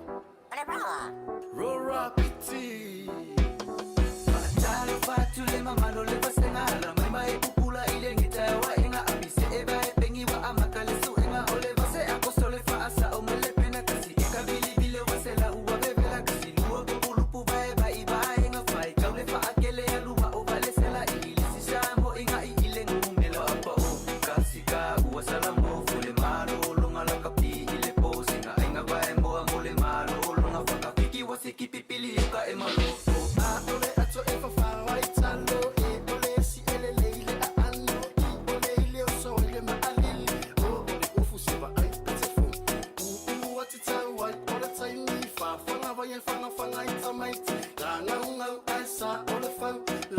longo o le tau longo a e I o u whanga la monu pisa TV he karo ole roa rora piti a e I o u whanga la monu pisa TV he karo ole roa rora piti chala lelo chala la cappuccino assassino fa me ole fa akele a ola le kuangimo tum sahu pule lava oe te amakamile a pe amakamile o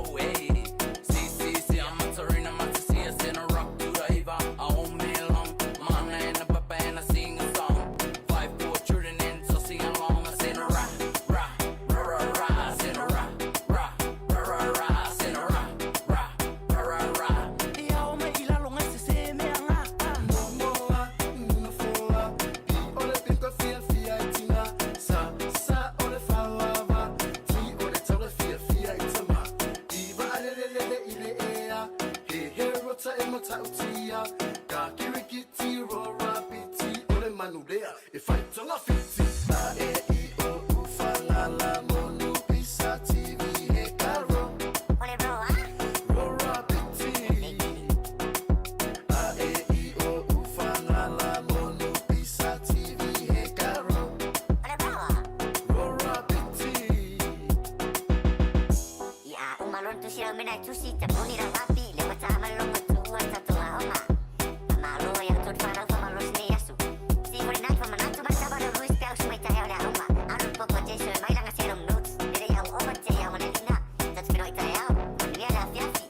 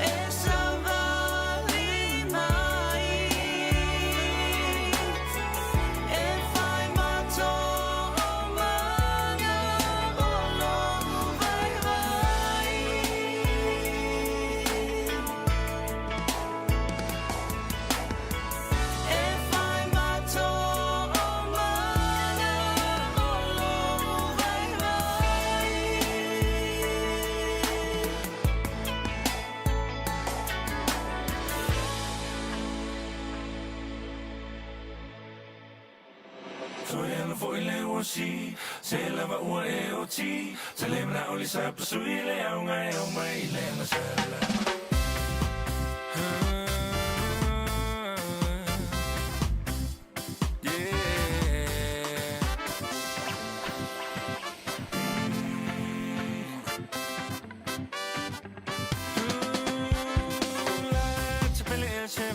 mole fa chali mai e po a e na te unga fai fa avale so ona vali la mo mutu ai le vali male fa e che le vali le na o me vali le cha se fe so ya no foi le o si se la va o e o ti se le na o li sa sui le o mai le masala so ya no foi le o si se la va o e o ti se le na o li sa sui le o mai le masala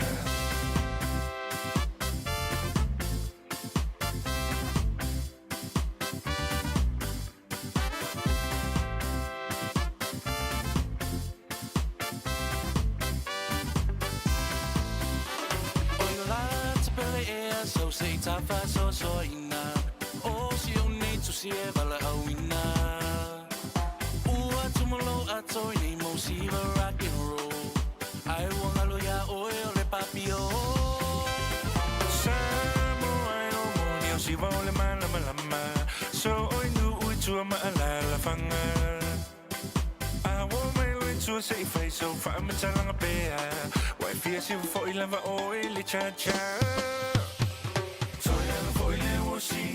se lava ua e o ti se le na o li sa pasui le au mai le masala so e am foi le o si se lava ua e o ti se le na o li sa pasui le au mai le masala na na na na na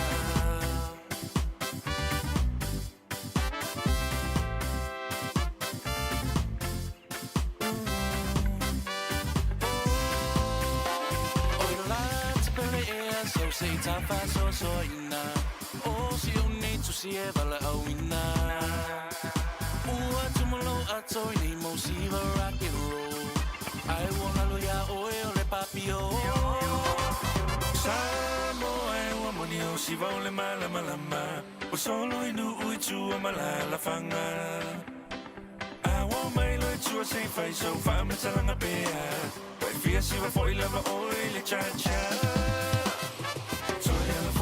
si se lava ua e o ti se le mna o li sa pasui le au mai le masala so e am foi le o si se lava ua e o ti se le mna o li sa pasui le au mai le masala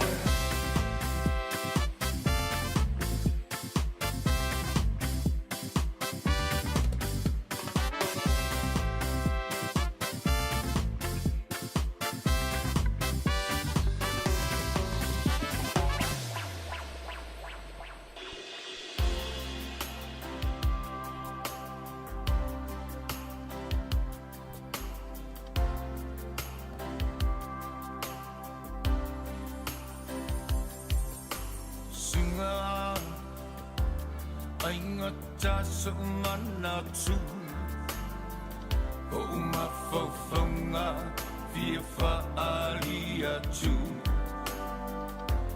nei mea uma totonu ya usunga tanga fai e fai atu o ulangona faafetai atu oh, we love Umauchino.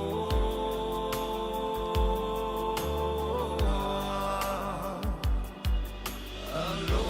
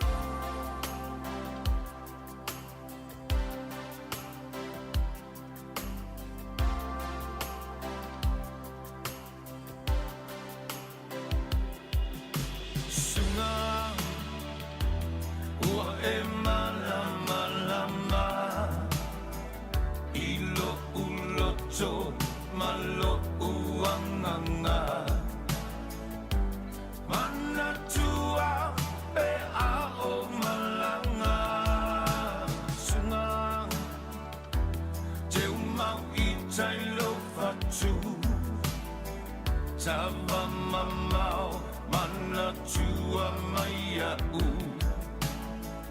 tu unga mau e whaavava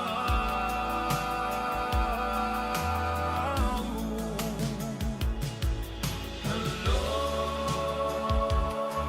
whainga oe lo au e tu mau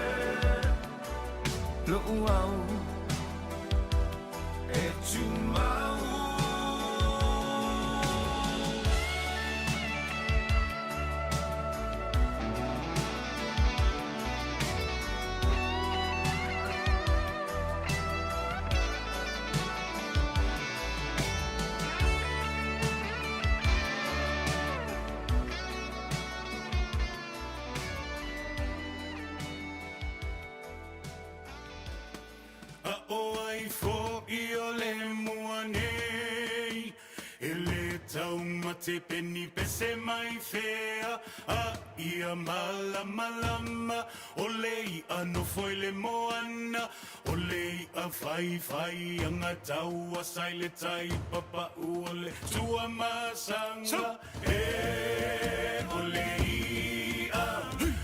lei a lava o le ngata i fale e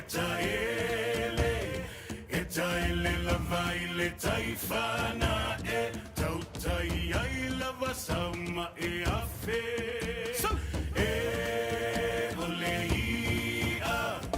olei a lava ole ngata i fale e taele lava i le tai fana e tau tai ai lava sama e afe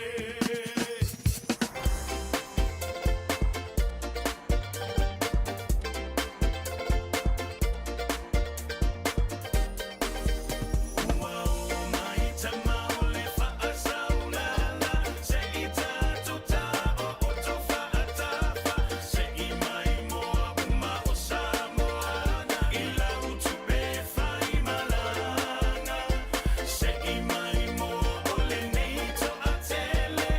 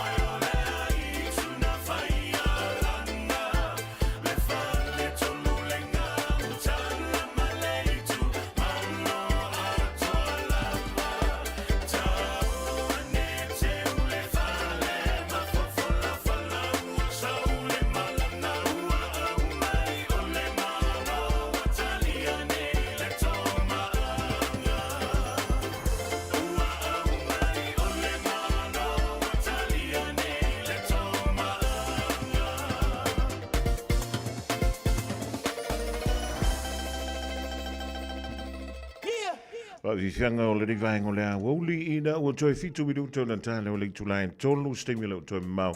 Pa tasi mei le fionga yali le maiava mai na vai mo le tātou so ta inga.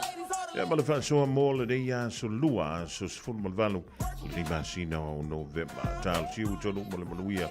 Ya ma tua ma vata vale fo I lo tua o nga le fa na le rivang o le a woli o le a so lua.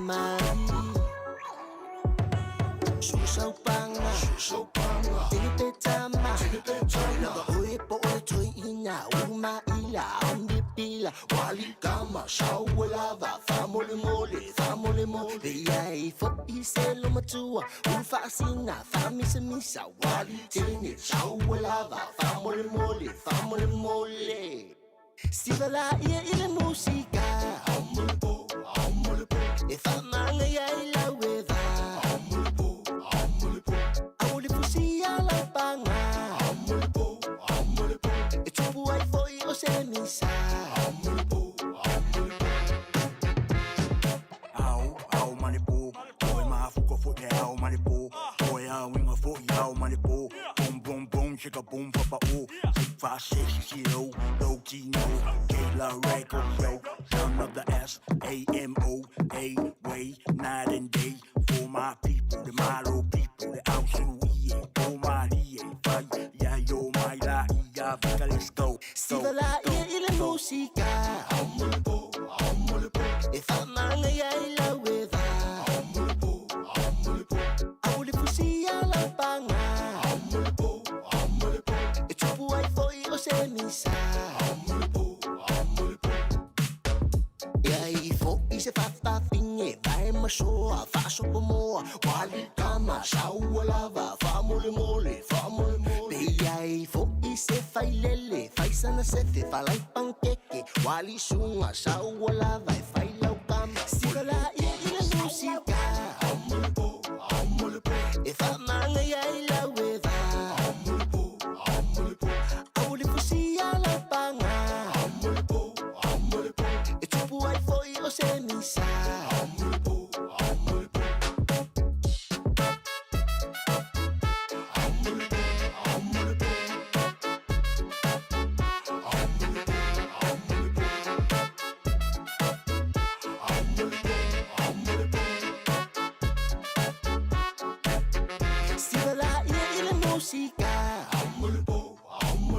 If I'm on a la with I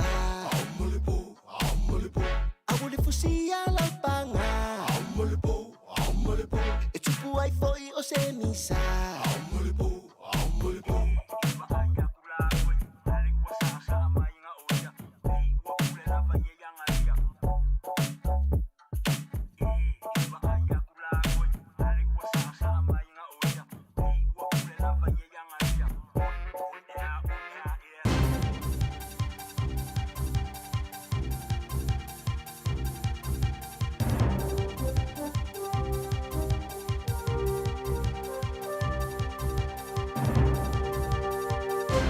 Talafatu lau whaafonga anga le nei tu lau le aso alo mai o tātou telefone o tu whaatasia lau Radio Samoa.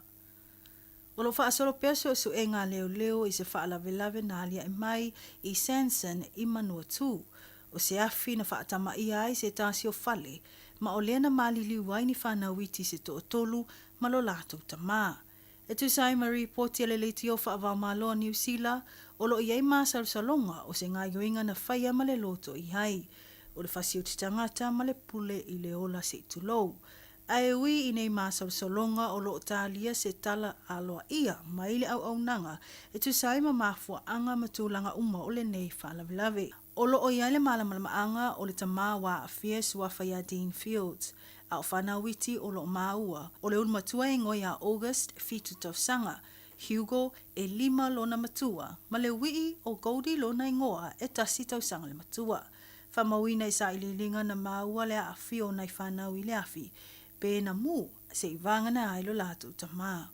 O le to lua o whanawiti na maua o latino i laso sa, ma o le alawa na whaatino se sauninga mo nei whanau, ai o le isi tau mai titi, na maua i le aso ngafua. Whamanino le ta i leo leo asiasi o lo whaaululu i ai le nei mata upu, po le Police Area Commander Inspector Ross Grantham e awaso o tau mawhaile au nanga i whaatino sa i le linga maumotu tū i le fale. Ono le tūlanga le mautu ua iai le fale ona o le afi.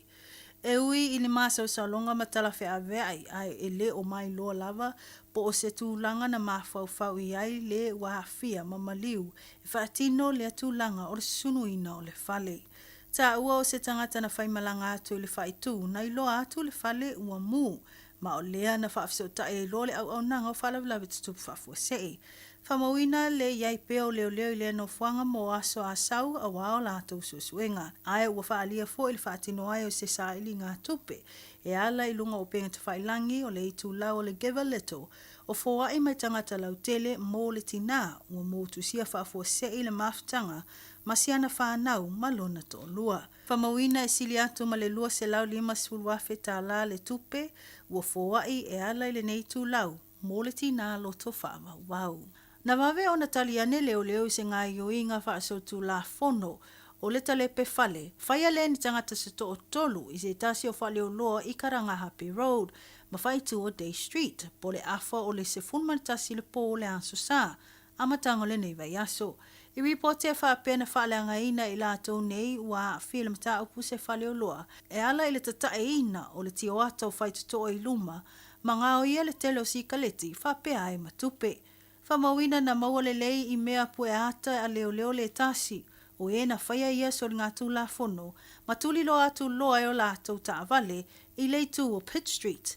Whapena ana tau mawhai o ia e sola ese mai leo leo peitai na maua atu lava o ia le whai tūla lata ane I le motorway. Na muli ane na maua le isi to o lua, na au whaatasi le talepeina ma ngā o ia o lea whale o loa I K Road. Na toi whaafoi uma mea tō tino na ngā o ia I le e ana le whale o loa. O le toa tolu o loa a whia I le neimta upu e a whiai ni ali I se toa lua. O le isi e tau suruiva tau sanga le matua, o le isi e tau sufitu tau sanga le matua, ma te mai tai e toa tasi e tau su whātau sanga le matua. Ua tūlai nei lātou I lumo le whamsinonga whaitu mālo au kilani, e tali atu I o lātou molianga o le talepe whale.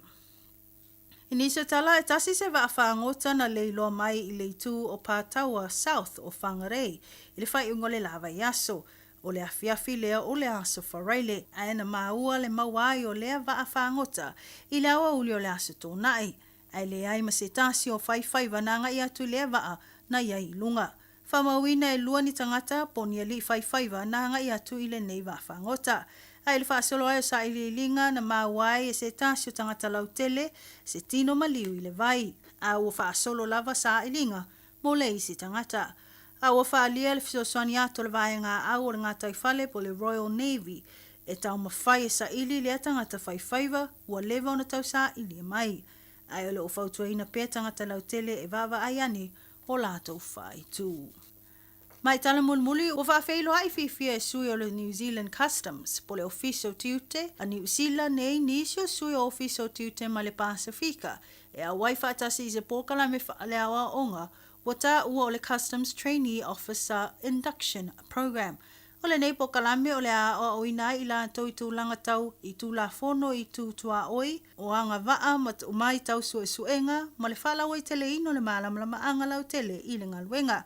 Le vaenga o ta o le Border Law, Practical Investigation Skills and Capacity Building. O sui mai le Pasifika o whiale to lua mai Samoa o Merita Leisi ma le tasi e sua whaia lii ma le tamaitai alo sana e mai le malo o tonga ma o lātou whaalia. O le lātou awai I le nei Paul Kalame o le a whalawai tele ai le lātou to mai I le nei ngā luenga. Ai mese o le sanga wha mausali ai peo a lātou sootanga ma lātou pāanga. Ma le tene o atu no ese ina ia pui a le lei tū tua oi mai whainga whaasori tū la whono. Whamawino le nei por kalame whaale o onga o se tasi leo por kalame o levo na whaatino mai e ala I le vaenga o ta o le Customs Sector Development Program. Whaatupeina lea e le matanga luenga o le vai whafo ma whewhata wa inga po le Ministry of Foreign Affairs and Trade. O zei tu e whesosani atu le Pasifika ma ana tau mawhainga I le CTI o le to mai maanga waa I le pui ai oi tu tua oi. O tātou telefona mo le nei tū lao lea so whaftai whafonga mai, tō whaasafua. Malo soifua, o le si fufonga Samoa, Radio Samoa, tasilima iwa tolu a mo, se kia Radio Samoa.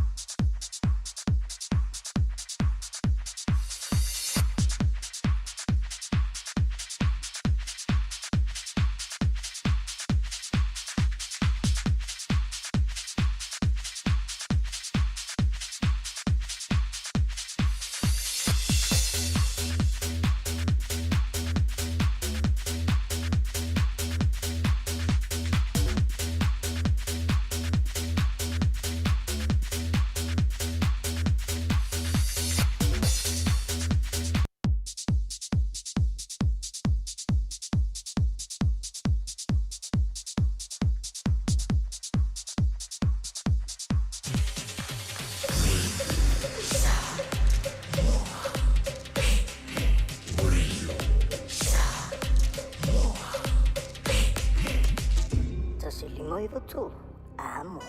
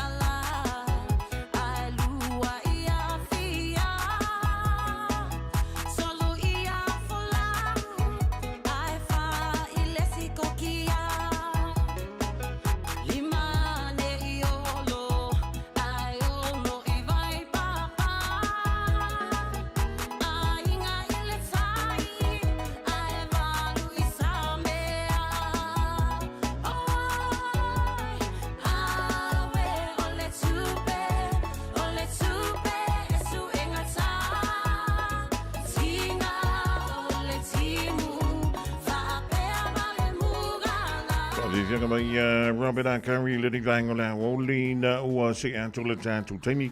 Yes, full tasi bela familiu te wote ai nei ale tulai tolu van talafan tu ai matua. Elegante le olafana wa ongalo tua onga yanti ai ngolo fa bai. Ja, fai malilo sai lunga le tele ni vangola so faisi ma se o no le plasi ti munga. Ja mal tolu va va so yo wanga tono au kilani nei. Ai fifila ganga le vangola so le wa mo le tatu filo inga. Ma le fionga yali ma yava le suyo le tantu wala leo. O lo ngaru me tono Samoa a wala vele longa puye i lo topo ia. Ma lo to malu fu inisio ma ta po lo fa pele ona la walunga e to tono Samoa. Ma ile nava yaso se i ri mai fo le riva yaso lon tonu o le masina ono. Mema ya va talofan tu lo fionga lilo ma yava ma lo le fo yo le faiva. Ya ma lo fo ile on sai tu manga wenga amanta o le fo i yaso lon tonu o le masina November. Ja, maar toen leek het ook timule titio telo. Ja, nee, maar toen of je sulo lai tatu tro. Ja, waar voor je sile via Samoa. Elegant in New Zealand la langia to. Ja, nisio mata upu na lo to le mai tono siu tatu tro. En maar lole fa yo le faiva, maar lole ngan we maar lole on sai. Ja, afio mai um tala mai au le tatu fa sol de va ngole fias. Ja, fa tai lava ila uto fa fonga mua. Ia ile nei foi tau wafiafi matang mo fi e o le asolua e lo famaleanga le o le atua wa tata ulia pa tai foi o le alava e mawalo malosi a wasio tata o tunu o le awonanga ia fatala fatu foi a sa mo lo mai mai lava I maunga tele se ia pa ia maunga iti fa pito se fa mtalanga ia ma se fatala foi ia isui va ai o le atua le lalangi nei le auwa au staulanga sunga I whawhiangai ngā mao lātou whalitua. Ia, I whatawhai taulanga I fia I tono se tātou tunu whapea foi le lalolangi o lo whapea nā o nopia ia. Ia, whatalo whātou mai Samoa nei, e le ngatai lea, whonga mua whatalo whanai o tātou ainga I New Zealand. Ono o iai le tātou li tio, ma le tātou ofisa whasalau, ma lo lava le whai o le whaiva. Ia, o lea lava o tātou malanga mai. Ia o tātou tau mai I le, wai asolo na tono le maasina, se fulu tasi o le tausanga. Ia, ma le wha moe. Ia, ua le o toe mamau foi ona tātou whato whaatu le ia lua afe lua se fulu lima. Ia I lava le manatu. O lo launga tasia I tātou uma le tausinga lo tātou tapa au sili langi. O le vi inga e foi atu I le atua e pei foi ona ia lofa mai ia te I tātou iso se mea lava. Ia o lava ona tātou whawhataia ma vi ia lo na swafa. Ia, whonga mua. Oa mai lauto Friday nei for jou. Ja, o se pe ona siringia no jonga le mai yava ia pulelo vale ali wala sia. E te lo le na mutua te tele le tau polo el dava yas. Ja, ai tanto tele tau ma vai ele as for ile wala into si ele aso. A mi la stofia e to si le as for raile. Ja, o te lo. Mai le nava yaso se yo mai le diva yas. O le mutua te ele o me ina tupu ele ngate tono le tanto tro I Samo. Ja, fa pe fo ia nei New Zealand. Mo le sila fia fo ile le tru e. La so si sila mo sang mai tau ile palolo. Ile to e singa muli muli o le tau sang. O tele I loa po le ale le tūlanga nau o iai le asinga palolo. Ai o le tūlanga o le tūlanga tā ua i le palolo. Ia. E na maua nei palolo. O le tala lea o te whai atu ia uia o le mātou nuu I whale la tai. O le lātou tala whai mai e mauna maua le palolo ai le I te tele a e pei o le mea na iai tausanga o mawai. E tele o mawai atu. O siali o le mātou ainga le fionga I ana nei. Ia nā anga I foi e tā palolo. Ia ai o le tūlanga lana maua nei ana of. Ia mai loa lea vai. O te alu atu lai tua ele sa. Ia o lai fufoka mai ele le kama I container foi le tumul palolo o whapero o a ua lea. Awai le imisi se tausami palolo le mātou ainga. Ai o le tūlanga le palolo ma le vainga le marketina ua o mai. E te tele le palolo nisi o fio anga o le tatou atunu. Ai mai se lawa le motu nei polu. Le na vai ai container foi e lole. Le a whapea kekele. Maanga ia kukumu. Ai mana ia foi lalo na tau na whaatawina ai. Pau le mea. Pawhetai le atua. Ua le misi tausanga ua maua I se palolo I le tātou atunu. Sa tā sawa ile. Ia o ke topa te tele ai. Le ala ua maua nei palolo I nei upolu. Ia o le tūlanga nana ia li fonga mua.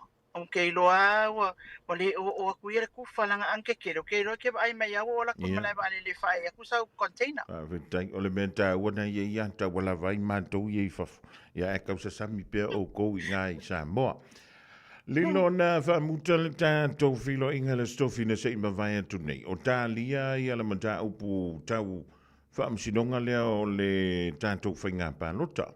Ia o le ana I ele whaamawhele le mausef so ta inga les freely. Ia o na e aona sila fia le tātou tru tau ala manga umai pe o le iai. Mai le nā so tofi. Aso for wait. Se iau lia mai fo le aso nafi ma le so. Ia sa le mawhiona tātou awai les freely o nau ni tūtuangia wha le aing. Ia e whaaptainga lo fo leu tua o leu tātou toi fsila wha. I le nei aso lua I lona lo whamalona anga le rei. O le so onga la o le tā whilo inga I le stofi lilo mai awa. Wa le nta lia peta lia le whaamsidonga. Ia le afo, le wha la wala veane o le vaing whai le HRPP. E le mta ampu le e wha atatau. E le tofi o le tūma lo whale a lili. Ia e pe yone e le fionga ian tui loma. Ia ma le fionga e le suipal mia ian tui lupe. Whai o nei sau noe le tūlanga ali lo whamaluma. Ia e ao lava ona sila fia le tātou atunu ia le atoanga o le mata upu. Na uma tātala noanga u whafua I o na pele paua I o. Ia ai o le tūlanga lava ia na tāli a pe e whaatanga mai e le whamasinonga.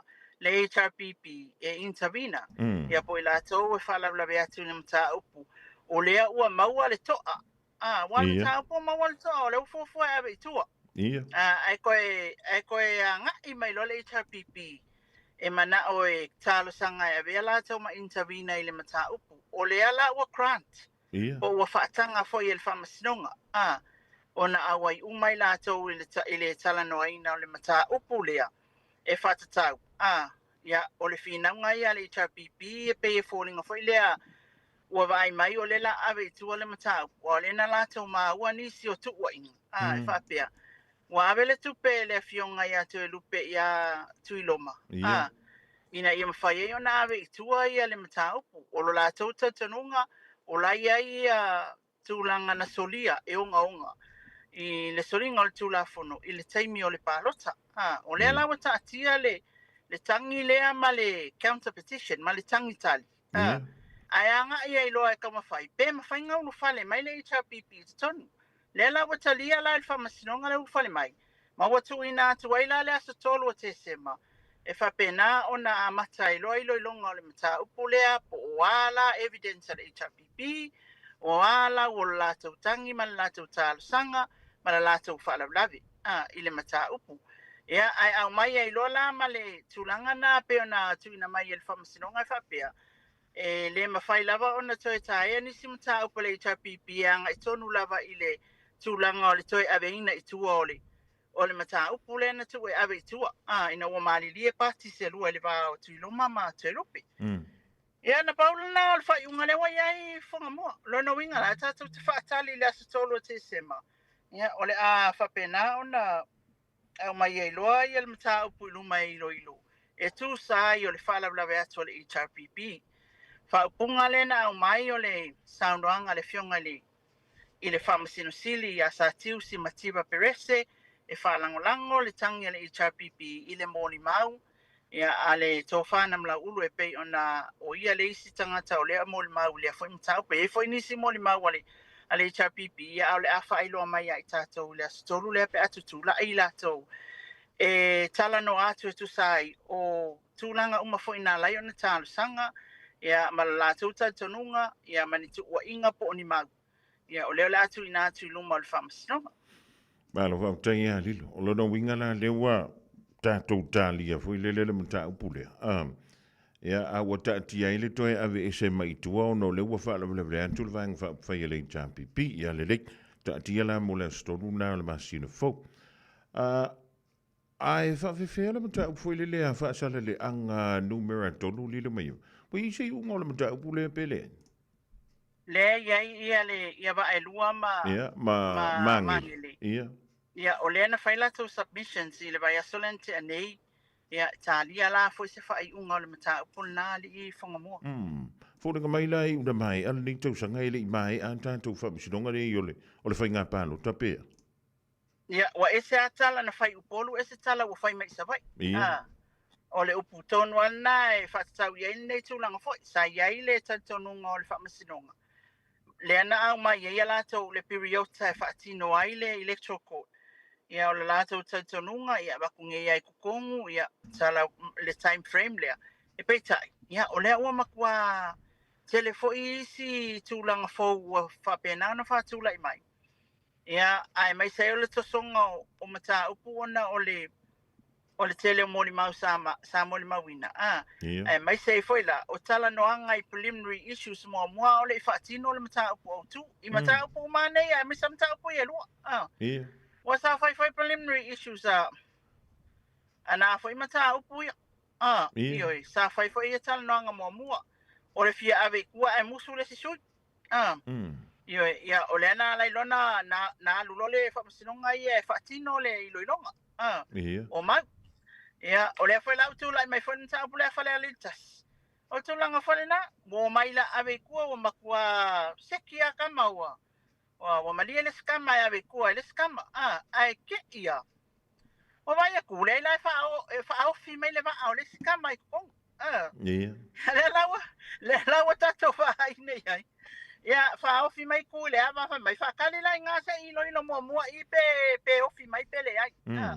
Le lawa wa mai fai unga o fi mai le va alea ina ia mafai ona ilo i la stolu le tato te watolo po atu ia le ia se tato talia wa pe e malelua vai so le la tato fa tali ia ile tulanga e ono o tu ia le ilo longa o le mata pulea li lo ia ia e pe se mai tau o tu fu ile le ia tato mata sa le ala sa no o le nei ile tato time frame pita ia a to no mata upu ye ele ile fieta to yo no tu lai mai le ala tu lai mai le vaita ye pe o tau to solo an to inta to fam chidonga yole ole finga palot ya mai ya tailo ye ai longa yo no fie se finga palot tala titi stimula ta mai ali mai ya vai so si le fia ya e fua lai tu langa foi le wai se longa lai mai fai unga ye ya ole ye tu la fono e mai loa o ai wa foi nei ia nga ia fai ia paro tala i tu malo pe fai mai fai unga pa uma ia suisa sa wai mta upul famasinonga ia ole activation foi ole ole suisa mai ta ia ono ai suisa mai ta eternal parliament ole si foi nai tu ele yo foi ia tu ia wai e uma isusia ia nga fa activate lo la ia ole ta mai ta eternal parliament la se tu langa o ile tanto fainga palo ta por fam sidonga leo safata tas ia ole ai fata le va o ai foi sebete ima ia malea ana ia ole o e ela ola ngona ole wa fu al fam sidonga mai fata si uma fa unga pe wa e foi mo fa pena na ia ta se taimina mai fa unga ina wa uma ia cases fata tala ia ta si al taimina mai fata si ai fai unga ia o te taumati atu fo ia o le tu umilea ia e whaatali na ia se i o le ale tūlanga i mata upu i olo o alu pe le taimili nei ia o na mai e leo se fai unga whamasinonga peo sa tau mati atu le na Ia e pule alfa masinonga ia lana taimi lana fai mai a reserve decision ia. Lona winga tātou te whatatali atu i le whai unga alfa masinonga lai taimi ai e mai ai. Pasa mai iau nei te wase li mai iava. Ila mai tau atula. Tolu a tātou mata upu e tāli ai whinaunga. Ia ma se whiringalo wha lia fo i le leo le wha masinonga. Ai ua mautino a le lima ua. Tu mausu ia whai pule ia na mana malo a li. Ia mata upu na lena withdraw a. Ia ioi. Lewa o te whawitua. Ia ole na. Ai lona winga mta upu ia le i uma. Ia lona winga o le wha ilonga fisiri. Ia mal mta upu le na sa whataile ia mai lana whai unga i whafo. Ai o isi ia lau fia taimin nei. Wa uma na soa lau pule ia. Ia lesi sui tau wā, ma lesi sui tau wā o tūlai mai. Ia ona mawhai la ia le ona iele tu alalo le fio anga po le tu mano ia wa ave tu al mta upu. Au ilai mka upu ia. Le pe ia mta upu le a whale aliltas. E kau ave a kui kua e wha mai, hold, wha mo le whaatanu. Whakalai kiki mai a, le e kaka le fia alua koe. E whai e atu lana mau e tu sai o le meu tupu. Ia o nala le e nei taimili nei whanga mua. Le ring ma lo fa tanga le mai iava. Ia antono nai awe antu fo i le le tau laulonga le wha msironga mai le aso. Nafi e ni simta ampu ese. Ia mi sei o le dawa to e tau nua antu i whanua le si ngā singa se le fionga le li pa le mio le tātou malo. Ia mi sei le whilo inga matu stala. E imata upuna e peo na lau alunga mai ai i le aso nafi o mai lawa i le so. Ia o nā lo tantala no ai ala tātou uturu ina. Ia mi se fo ia mātou i nei New Zealand, Australia, mai se uturu. Ia e whale tele le lisi o le tātou court criminal mention. Ia po tō laulanga whamasinonga. Le fo ni mata upu fo ilea e tawana mo le sila fia le tātou atunu. Na mata upu lava ia masani o lo whanga solo. Ma whaawau ia le tolo poina. O le e saoa oe, o le ana taunu mai aso o mawai ia le fionga ia le fionga le pāle mia o le tātou atunu le sunga ia la au le mali atoa mai lana si ngā se pe ona malanga atua i mawhaa pena ona a fio ai lona a inga i New Zealand. Ia lo soi fo manuia o ana nafi le ana pena ona whailoa ia i lana whonutanga mo matusitala i taluan toi fo i mai. I lana fua o le tofi o le tātou malo. Ia o le ala lo solonga manuia mea umai lona soi fua e pe ona ia whailoa ia mamatou tilo atu fo i ai. Ia o lo ua to e fio mai le fionga le li pāre mia mo le whaabua wina o lona tiuti. Lele, ia. O ala ni mata upu nana ta ua ile soundanga le fionga le li pāre mia. Ile mai ai o le valu vai aso lena to i sea mai i tono le tātou tru. Na mai tau ina le singa tu stana i le asona. Ia, o le mata upu mua lava o le ia mata ina o te ilo o lea ua whainei, o lea ua sila mai moa i eilo tātou atunu. I le mata upu whatatau i le whaasa ina le tū mau po le tau fiona toi awa i atu o le Samoa Observer, le newspaper, daily newspaper, i te tono le tātou atunu. Ia, o lea ua whaasa mai i le fionga le li pāle mia, o lo o pala wai tele atu i le tūlanga whaile lora na kāpeneta i le sā. Ia. E le tau ona toi anga i atu e toi whaiwhaatata noanga ma na minsta o le kāpeneta. Ia, ai o le press conference le po le fontanga lam tu stala o whaasaina le Observer. Ona toi anga i atu iai. Ia, o se mata upo te iloa o na ua lauliliu fo i eifina ngalo le tātou atunu i lunga social media. Ia, whapea fo i ale tele fo i o le au media people. Media whataitai, ma media tūmau, ma media le stala, ma media le stalaina. Ia ua kau whaisau uma i le tūlanga lea i le panel Samoa Observer. Lona lua mata upu ali fonga mua se mulmuli mai au fasili mata upu nei. Lona lua mata upu no o whanonglong atua ui iai o tātou whaalele. Lea lea whai ed fufuanga, lona tolu o forensic audit. Ia longa wha o kako whane mai mako okua o fasili nei ale media. Lona lima ia o polo keti la lea 2 miliona le wai ale fast. Ia lona tolu ia o tūlanga lava ia i le fia o le fionga i le fionga i le li pāle mia i le tūlanga o o le le whaaloalogia o tofi o le tātou malo e tātou le media. Tele lava press conference ia. O le sa mai e pe ona whaasaina le Samoa Observer. Leli, o le se mafu anga wala ina sound o le fionga leli pāle mie e tapu pe whaasaina mo stimuli tu mau ia le newspaper le Samoa Observer ia na whaatalo. Ia, o le tūlanga lava whai mai wa tele ia tala ele moni, matala e tau whaaleanga, tau mamaina i tofinga o le malo, ila na fionga le palemia, whapea fo i minsta. Ia o le mta upule o ngaunga o le na whailoa mai, o le tūlanga fo i le whapea i Samoa Observer na story, na fono ia le CEO o le Forensic, le Foreign Affairs. Ia ma le CEO o le palemia, ma le kapeneta. Ia malana fionga i le sui palemia, le fionga te rupi. E discuss ia le malanga le li palemia. I tūlanga le na wa ia tua ia na whonutanga ia na whai mai whafo. Au le na malanga e mai. E ngase. Ia o leisi mata upu. O le tūlanga le na o atuai ia le Samoa Observer i le asosa. I le mauta o le fionga le li palemia. E malatou ma le se sui o le PPC.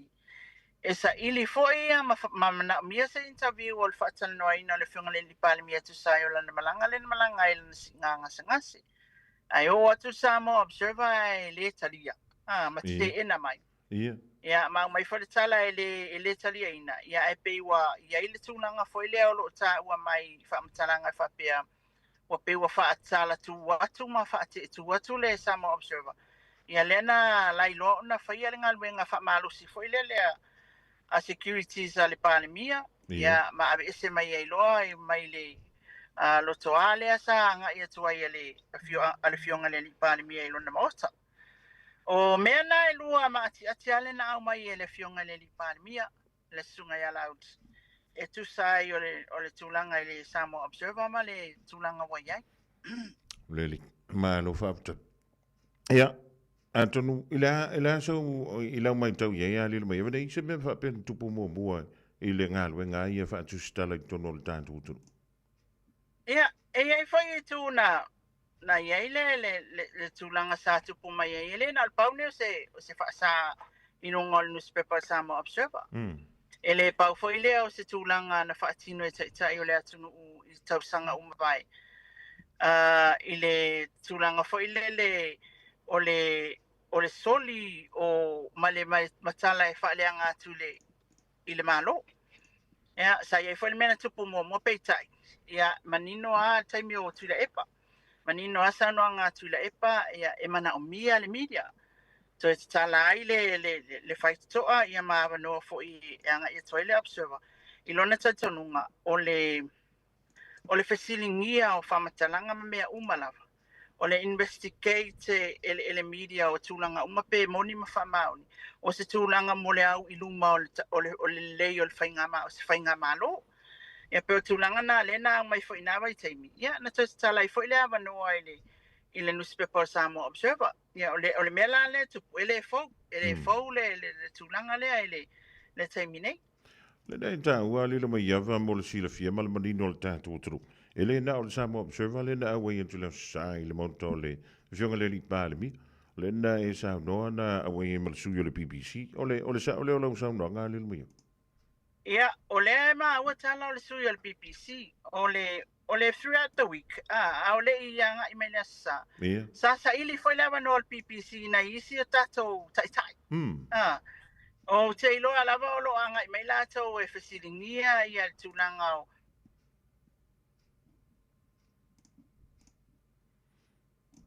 Ia, ai whaale tonu mai lo mal tātou sota inga nam le fionga ia lilu mai awa. O te pot, o lea e sauna mai le fionga ia lilu mai awa. E le tūlanga fo i le leo le whaatala noanga. Ma le fionga le li pāle mi e lon tengi mua le joint tuli wantu i Samoa mai se i ngā se ngase. Ia, o lea la e maua mai, maua atu. O le sui o le Samoa Observer, ia ma le sui o le BBC, le nanga i antu e fisilingia le fionga le li pāle mia, i le asa le na se ima vai atu. Nei, ia lewa tu e tali mai le fionga ia lilu mai. Ia, whaua ia, lau sanoanga lilu mai. Tu sala o lena na wala au mai las tonai, pea, i mo se ava noa fo i na isi o tātou taitai. o te iloa o lea na nga ia iloa I le Samoa Observer ina ia o whaatasi ai mo le whaafeiloa inga o le fionga le pāle mia I sana fo I whamtalanga ia po se interview fo ia tusai o le malanga. Wa le sa si ma yatu. Ia ai tupo ina le mea lea. Le tupo le whaafitau li lea fonga mua. O le sui o le PPC o te iloa na fia vave tu wa e se atu mal tātou watunu. Lala le na lai ona sa ili se taimi ava noa vavea ina e mawhai ona wha tala noa ia le fionga I le li pāle. Mio te iloa o le mālo whaarolongia lea sa manatu ai. Ia le awhini. Ia le tūlanga whai le whale whasalau le PPC. Ina ia maua so la tau avanoa. Ona uti taimi o le whapea malanga vave e se atu ia. Ia te mai ta ina o mai. Ia ai peita. Ia o lea wai ai le tūlanga lea na tupu ai. Ia o se upu whai lea te vai atu ai whametanga tau. O le anga email PPC o la tau mea whai le whai a Donald Trump. I wale o vai a koe whai kako mena lo te wheto I tatou media e tele ai o mai lunga la tau whasalaunga. Ia. O le meanga Amerika ia le se ale mele sa waskingele na sa wai ia e whasiringia ia le fionga le li pāle mia I lana fo ita inga wa amata. O te lo tūlanga whapena ai vai. O le tūlanga la vai ia. A whai o leo o atu le maoto le li pāle mia o laile o fia tala noa le li pāle mia o la ufato atau nu le malanga. Ia, e te tau ana ave le ava noa fwoi lea o le sua se ava noa mai I le ofisa, lona lua. O le tūlanga fwoi le tau na whaalolongia le privacy o le ainga ma le fionga le li pāle mia. O leo o atu I le taimi o le aso pa ia lea o I lo tātou watu nu la sa. Ia lua. Tolu ia o le tu foi le wale te fai tu foi e fa pele tala fia ngai lava na o male au fasala la ia o tatou fonga mua pole lava ia o tatou sa tonga se mea e le tatou wanga nu e a ona tatou e a fe ia mea uma pe fai mai a le langa o mako le media ia mama a fai kala ku fa mai ngu le ai Awa ke sau kongol mako fongo ele kanga o inga e whaalongolongo ia mātou matau. E tātou te o mai e whafo. Pe foi lau tūlanga na o te pe ato ia uia. O a whai o tātou o le tamaita I Samoa reporter o se tama Samoa e alo lipoti. Ia I loa, ia lava o le dress code a tātou media o le mea tāua. Ia I loa lava, ia I loa le approach, ia I loa le whaaloalo. Ia I loa na ave le ava noa. Ina ia mawhai o na awane I etu lang whale lolo lakwa, whapea langa o le media e kakala mai a o kia la ku interview ka maa loa ku sa polonga a inga mlonga. Le ai, awane I eile tu langa whapea na. E eile tātou, mea nei tau na whamanino, e eile tātou saurutonga, a eile tātou ta iala I Samoa mo so se tusitala, e eile tātou ta iala. Ia o tātou ta iala, e tau na e lipoti li mea sao, e tau na pāleni leila o lipoti, awane I aini mea fo I e whaiku au pea, e iai foi la le tūlanga le I tātou ta iala, tūlanga foi le e te amana I ai lo tu vātua o I malisi tangata. Ava pea lai kera koe whai mai, mali e lo fina ngalo koe sau se kase kawhi loa I a whea langa le, ia pe la tūlanga nai tau na e whaalolongia ma e talia. Ia o leisi tūlanga tā ua leo te ai atu iai, ia pe foi lele wa o mai whapea o lenga assault ia se tasi o reporter, a Samoa Observer, pe o lena wha o li mai e alwa senga o leo. Le tau mai security sa panemia ia e sila fia o tangata lana tu foi o leo e ia foi la tau ngalwenga tau na fai o le security o le panemia o le sefe o le panemia o Samoa a fai wa mai lunga fa mtalanga ele tala fia ngai ele fetau ia tau o atu mai fa mo le su mai sava no le officer e fa tino la ngalwenga leo la tau puipuinga me winga na la tala e tatau ona e tilo lei o telefo toina e saia te ai au na famanino e famanatu e tau an tilo lei tu stala e yaitua o yo tato ngarenga e ala le tato tayala e le aya se absolute freedom o tato e tato te fai inga renga uma beita le mea le wa tupu le wa pēna le observer. Ia I lo watu stala li I whonga mua o Ia. te le awai ai. Mm.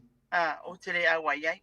O le mata upu I lo tātou nunga uia e iai awala I uia fui e tātou whaari tūla whonu. Ia. E mawhai ai ona saab le tātou mta upu le mta upu a whai wai ai se tustusinga o se anga le Samoa Observer wale talwhea ngai o le process po le ala mea.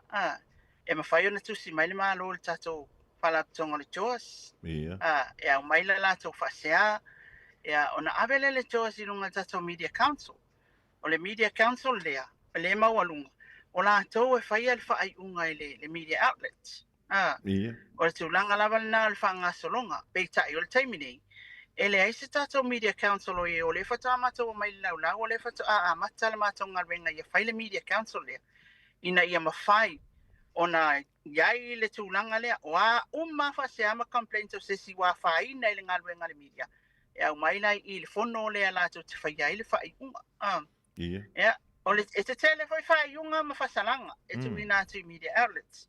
Ai o le tūlanga o le panel Samoa Observer mai le o te le awai tūlanga fo le e peila o le u whapea mai o I Minsta o whaasa fo ona toi access atu ia le Samoa Observer morning infos.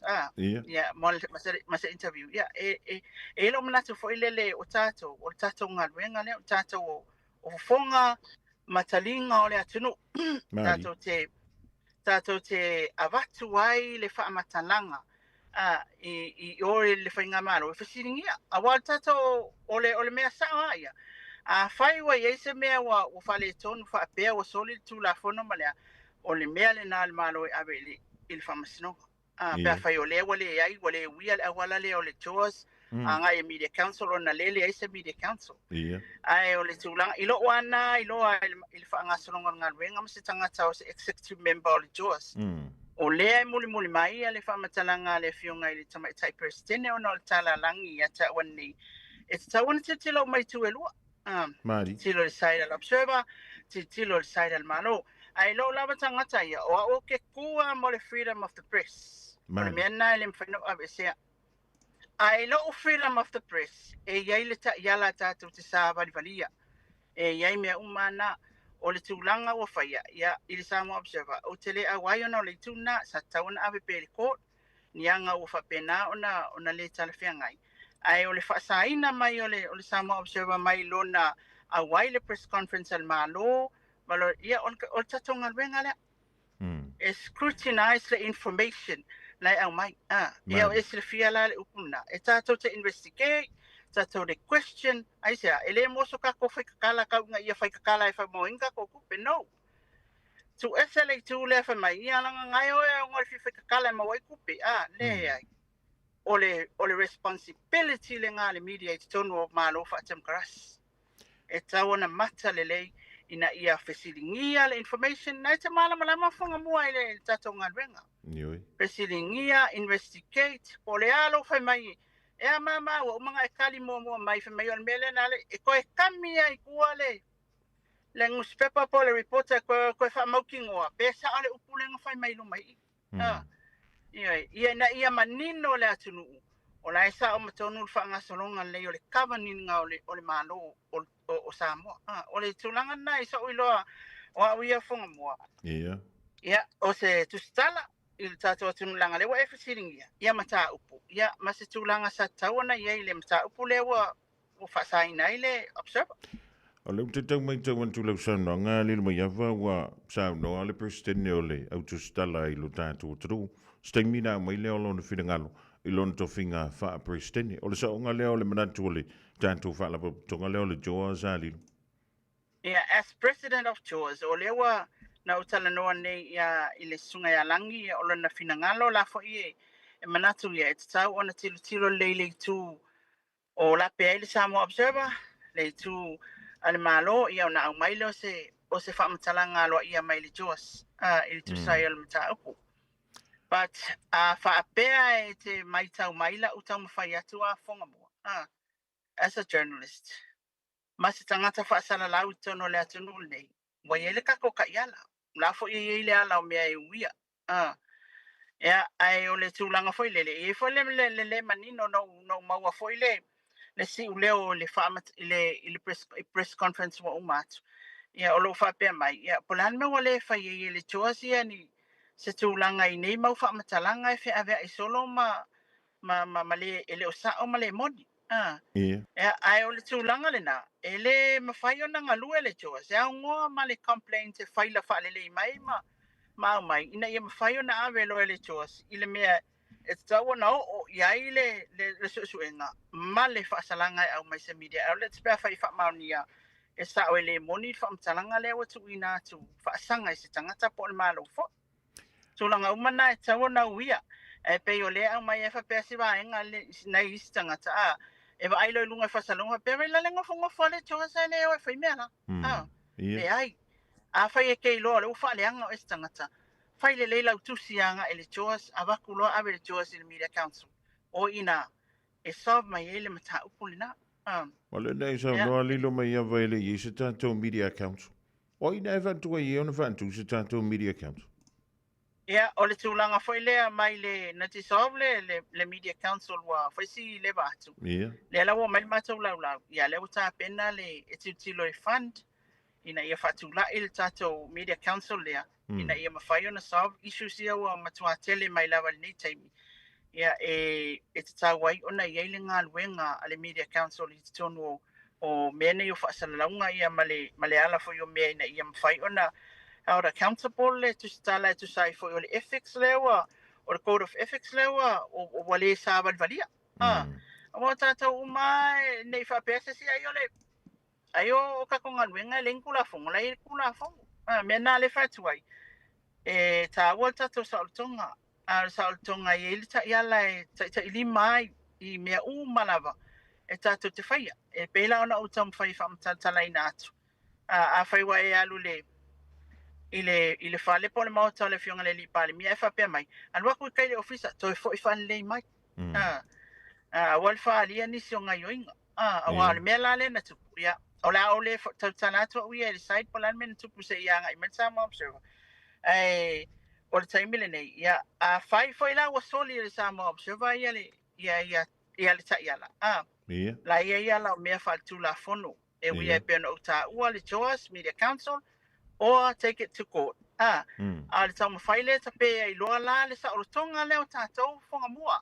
E whawhonga I Samoa I le tātou ngā ruenga e pēla ngā ruenga Samoa Observer e investigate e fai mea e question le malo mea whapena ia ona le tarwhia ngai e lola ia lea ma le tūlanga foi le o le vale lei vano no fuai o malo whaatemo kalas Leri, mano whaptangi a lilo iawa manino le mantal right tālia las whirangalo whaalia o le whionga le presidente o le tātou society le o le utustala e tutonu o le tātou tru.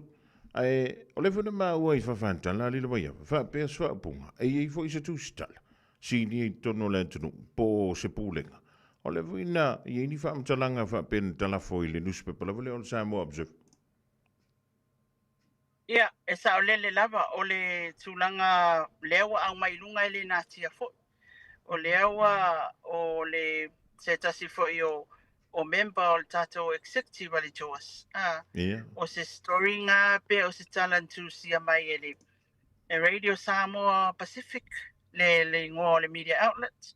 Ia o le tala la, ia a le pe e comment ai lalo, ia pe whai e fuisana whamatalanga I lalo I tangata I e comments. Ia o lo tā ua I le tūlanga fui le leanga tala ua la fuatu I le Samoa Observer. Ia o le tūlanga la le na, ia le tātia mai le tātou executive Joas. Ia o le wanga I whai mātou e tau mwhai se whontanga e tu sai o le tūlanga lea. Ai se taimi an whamanino mai umalea e le presidente ia tūlanga uma ia. Ai o te ripoti atu e sa o le wa o mai fo itala na ia le fo utu ina mai ia wasen uma mai ka ngaka.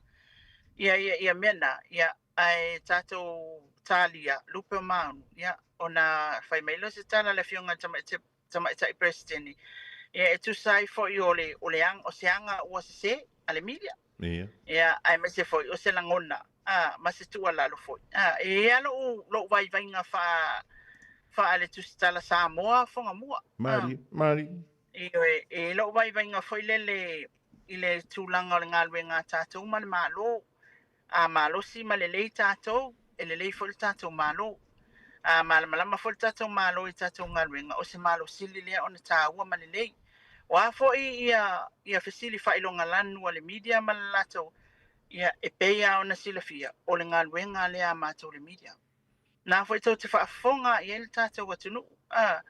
E tongi ale fasili pe fai mai au kele ila pala me fasili so oi la me wa levanga uma le am le e anga va le media journalist i le fasili ina ia mafai ona fa manino le awale sila fia le tatu tunu aisa e move le kako malo o se malo si foi malele pe a manino mea uma ma manino le mata o le vai tulanga uma na fa anga yuinga. E lai a se tūlanga fo ilele lo tangata e alu ai le ngā luenga. Mari. A fai fo i o lea e a fo nei. Wa iei se tūlanga wha apea wa ngā i eile le tatou whainga malo e ala i le tō whae le fionga le li pāni mea ia. E poto a le tautai e le atoai e lo na waa i le mātou au waa le media. Mari. Tatou unga lava. Ai o le tuwalalo fo ilele e ala o le ai o le tatou malo. Malo na malo si anga ato e lafo ai ia le tūlanga o le ngā luenga le media ina ia mawhaifo ia ona tūla i mele tatou malo se malo si matango fie malelei ona ia se mea e fasiringi a pea o tūlanga fo ile e pea ona ta wale fionga e lauli le tūlanga o le tau whale anga sole e makua le malo lo ka kou le media iskaka makua lai ia Mari. E la lafo mai ai o le kako maua e mafia o tātou pa. E tātou te tali atu ai, e tātou te whaangalo mwhaatepa ese o tātou mai le tūlanga o le whaleanga. Ai o le mea anoa lai au mai e tunu, o le ala na e tau ana whaonga ina. Ia, o umita tā talanoanga le tūlanga leo na o le tūlanga lawa fo ina ia maua se tautunga leo nimta o te ilo le la a sauno mai le fionga le tamai tai president o le Jaws. O le a fo se tūlanga o ile choa se taimi nei lana ngā luenga e tu sai o le tūlanga o tuku mai. Malo wa tai le lo yava ia ni te we ni si mta we on sir feel tanto. Tro ia tanto te le tau ma vai stimule tamba. Ua whailoa mai le fionga le li pāle mia by the end of next year ia pe o atu i le whai unga. O le i o atu i le whai unga o le tausang fōu. Ua mai tatou wa le lua. O le ua tilo i le tatou malo i le tūlanga na o tātou wa le lua, e pe on saunoa ia le sunga ia lauli al mali atoa. Ua maea ona tāla noa, ia manisi o pailata o tam whanau al tātou atunu, pe ona ia whaeloa al tātou press conference. Ia o lea ua whainei. O lea ua whai e ia na whaata oto mai fo ia manga i mai ma le finangalo leo i lātou o e ua mālamrama le tūlanga ia. Ya le lau fai mai e o atu le o le fai unga tausang fōu ia wa e tatou wa le lua. O le tatou forensic audit ali fonga mua. Mantua le ana o le o fai si leva ele au mai ale li poti. O le ana sa noa ia le sunga la au li al mali atua. O le forensic audit na au mai i fafo. Ia e wa ai atu e general pe falawa i tele le whainga mai o le li poti. Ele o itemizing mai ia mea umai ana talo sanga tu ele fasi na o mai tono le malo taluai. Ina ia mawhai ona itemize mai polo keti. Polo keti pe tai fasi ta inga o le polo keti la le o le sa fai ele mlaiva ale o alipata. Ia o le polo keti lewa le fa polo keti tasilana. Le fa mai ala e sa tau ona au mai le poti. O le poloketi ia malona li poti malona tala ai peitai o le au mai ia o le ai fala o tele mai o le la o te fai atu ai le saunoanga le li pale mia i le minsta o le o kika ia le to fa paunga ina ia mafai ona to fai ese fainga ina ia mafai ona au mai fa le leis ia le tali mai o le poti le forensic audit nisi mea o le ta o fa pe ia sa manatu independent ia pe tu tasi le audit lenga ngau mai fatino ngal menga peta o le na awa ia mo tato fo i tangata o titai nei i le fatino ngal menga o tato mo tanga sanga sei mo tua na fa ilo le fiunga le li pale mi ana po fai lava si tu nga o nga o me o lo Whaleton. Tūlanga whai le leo tato o kisene. O le wa au mai tutuila tato o kisene. Le whapena o na whaonga tato ngasi. O wale anga le masini o tato o kisene lea ye, wale anga whai mal backup machine. Ia le la wa nga tutuila. O le au ngā atoa whamai le saunanga alaudi. O le tūlanga whai nale o le ele tele se taimina o ngai la tau na whaasino la tau te whaatau tai al whaonga ina masini ia. Mafuai o na tele le se ngaluenga o whaaleanga ina ma whaaleanga ilo masini. Ia, e o whai la i le tato CT scan. Ia, waleanga whai tato CT scan. O le mela le pole ai. Ia, o whaamai whai ia ma lono winga. O tutuila le la to e whai unga ia le whaonga mai le o nanga lea. O isi mea pe o tato polo keti lea miliona. 2 miliona. Ia. Ia, o le sailinga lao te whono. Mantua o lea wa au mai la le whaatatianga o wha sala lau mai. Saili te whono. Ia au na avea o sangata Samoa. No fui Samoa. Ia. Ia, ma ia avea o se ia avea oi o se tangata sa tau vā i le whainga palota. Mari. Sui sa tau wā. O criterias na le na au mai o le sailinga o te whono mō whon whaawai e tu malo. Ia, le whai mai ia sauna ngā la aulia na pō. Ana nafi. O le tūlanga lava ia i le lato vava ai. O nā lai le umona clarify mai lunga le pepa le lo a mai i le whasisilanga le whai lauti. O le vai ai na o mai malato. Wala watanga ta fast po fai pule fast e o mai patino le poloketi. O na le lato va ai. Ia. E a fai e fatino ai le tanga e le vaenga sa initiatinga ia le mea lea o le poloketi. O le miliona. Lona winga. E alo lo famonia i le pepe lea na fai le mai. Ai o le tūlanga la le waiai. Wa ave ese le nā langona. A lea watu i e tūlanga lea e apalai la vaso stangata. Sui na tau wāle i HRPP, sui na tau wāle fast. Ai ai la le ai ainga. A watu lau apalai. E a watu le steering committee. A watu la steering committee e ilo e la tau. O ai le whaipule lea. O ai le sui tau wāle. A whai sa avea mo e ma whaipule o le tau tūmano. Le wa e sui tau wā wa e pa ua pālota. Le wa e apalai ma te whunu. Te lola ia le safa pe fea whatau tenga le tangata lea o le poloketi. Na lelei. Pena lelelei. Ina ia mautinoa o le tala lea ma le saunoanga lea le fiongai i le palemia.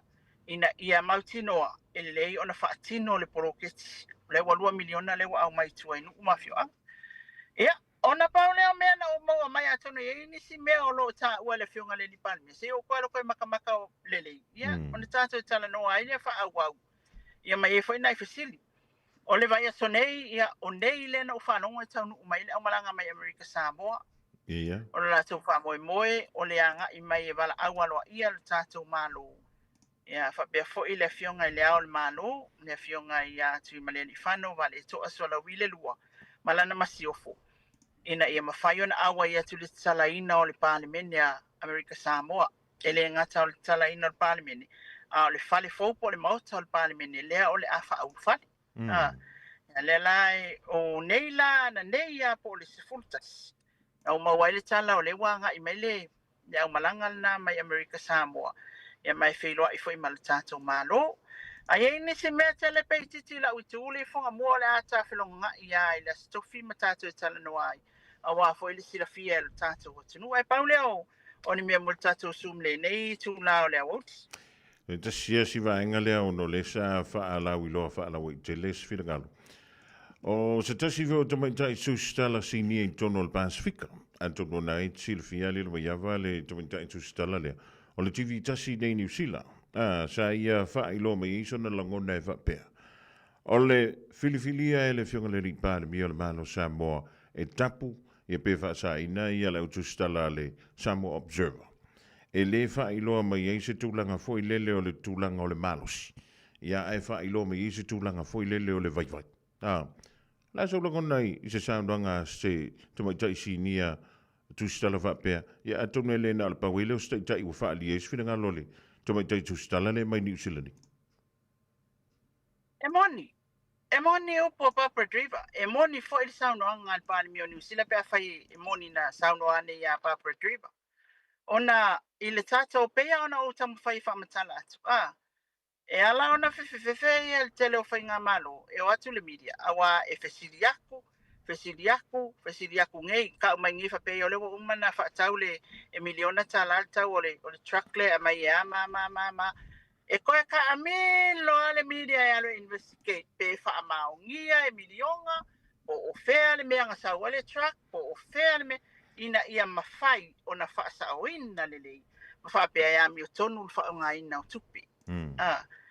O le mena le tele na se e le tātou atunu umawha, e nisi o le tātou atunu umawhai mai. Wa makua ofa le suesu e vali. Ngō le whai mai lako fake news. Ele ai.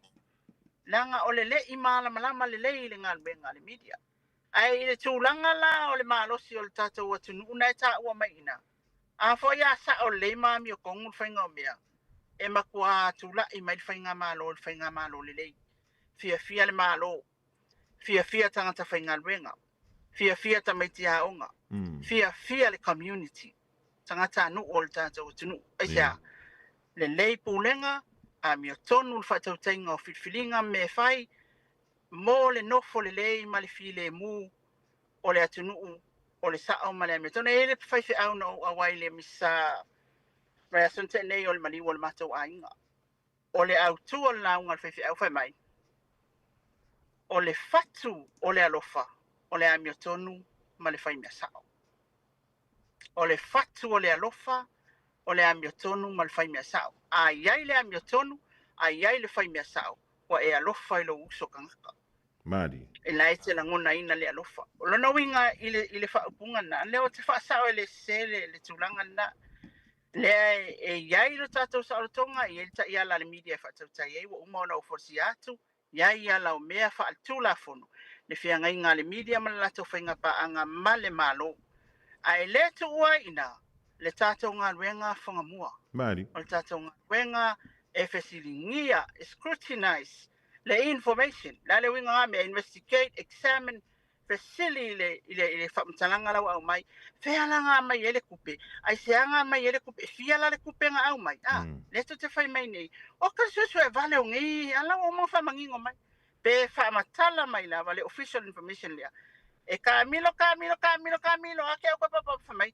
E o le kupenga au mai e 5 milionga ngā 2 milionga ngā whao ngā mea ngā. Le ala wa awe le 4 milionga whai ele si mea lan.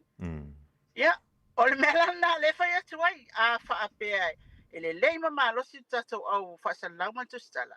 Whapea nā whaona malosi tātou malo. Mea lea e au ai, ona le leile tātou whalangananga mai ma le tātou whainga malo. Malama malo. Malama tātou tātou ngā ruenga. Ia, tūla ele o sā mua manuia. Awe leo mo le tuelanga whauti te lea li luma iawa mo le tātou whaaso e le rivahenga o le aso ia o le atu li tau antu ia le whaawawina o tātou matau e pe o na tāti e le mamea. Ia, wala wale lunga pu ia li o le pa ia ma le malo le tātou. Tado, ia, mo pe le malo si le tino si le aila le nganga. Ia, wa ia le tautuaina o le tātou. Tado, ia, whapefo i nuu mai ka le sia, se iau li ele stofi o le vea sofo. Ia, ona avi ino o le riveaso. Ia, o te mawale o le isi an tātou whilo. Inga ea, mi alo whila ngalo le ivias. Ia, tau lunga ele tātou whaasoa mātungo whi. Ia, whaftai tele lava whonga mua mo le awa noa o le tātou pokalame nei.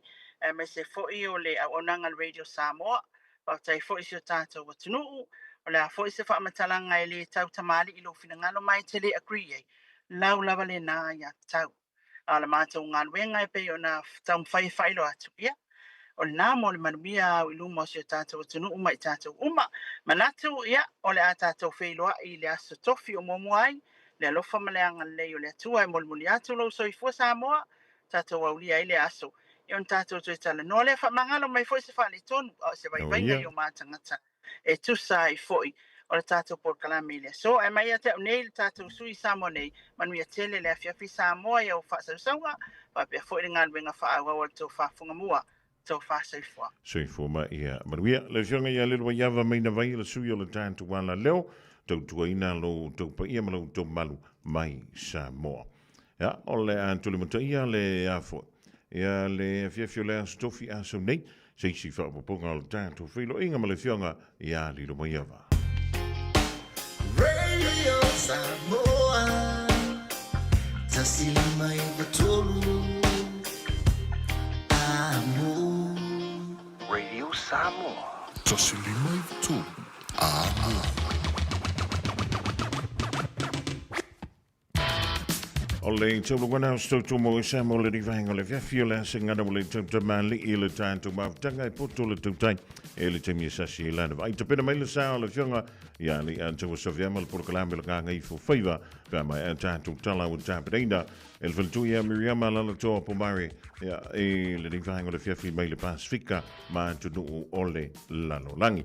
Fisila fa ia ila so anta lo na lo fa lo ranga le nei banga lo ai so leo i lo titi fa tama ma tuan tanto fala au fa se mano longa io e fa kim kim le fia fio le so lua El lao sambo, el anula nua, guapela nua.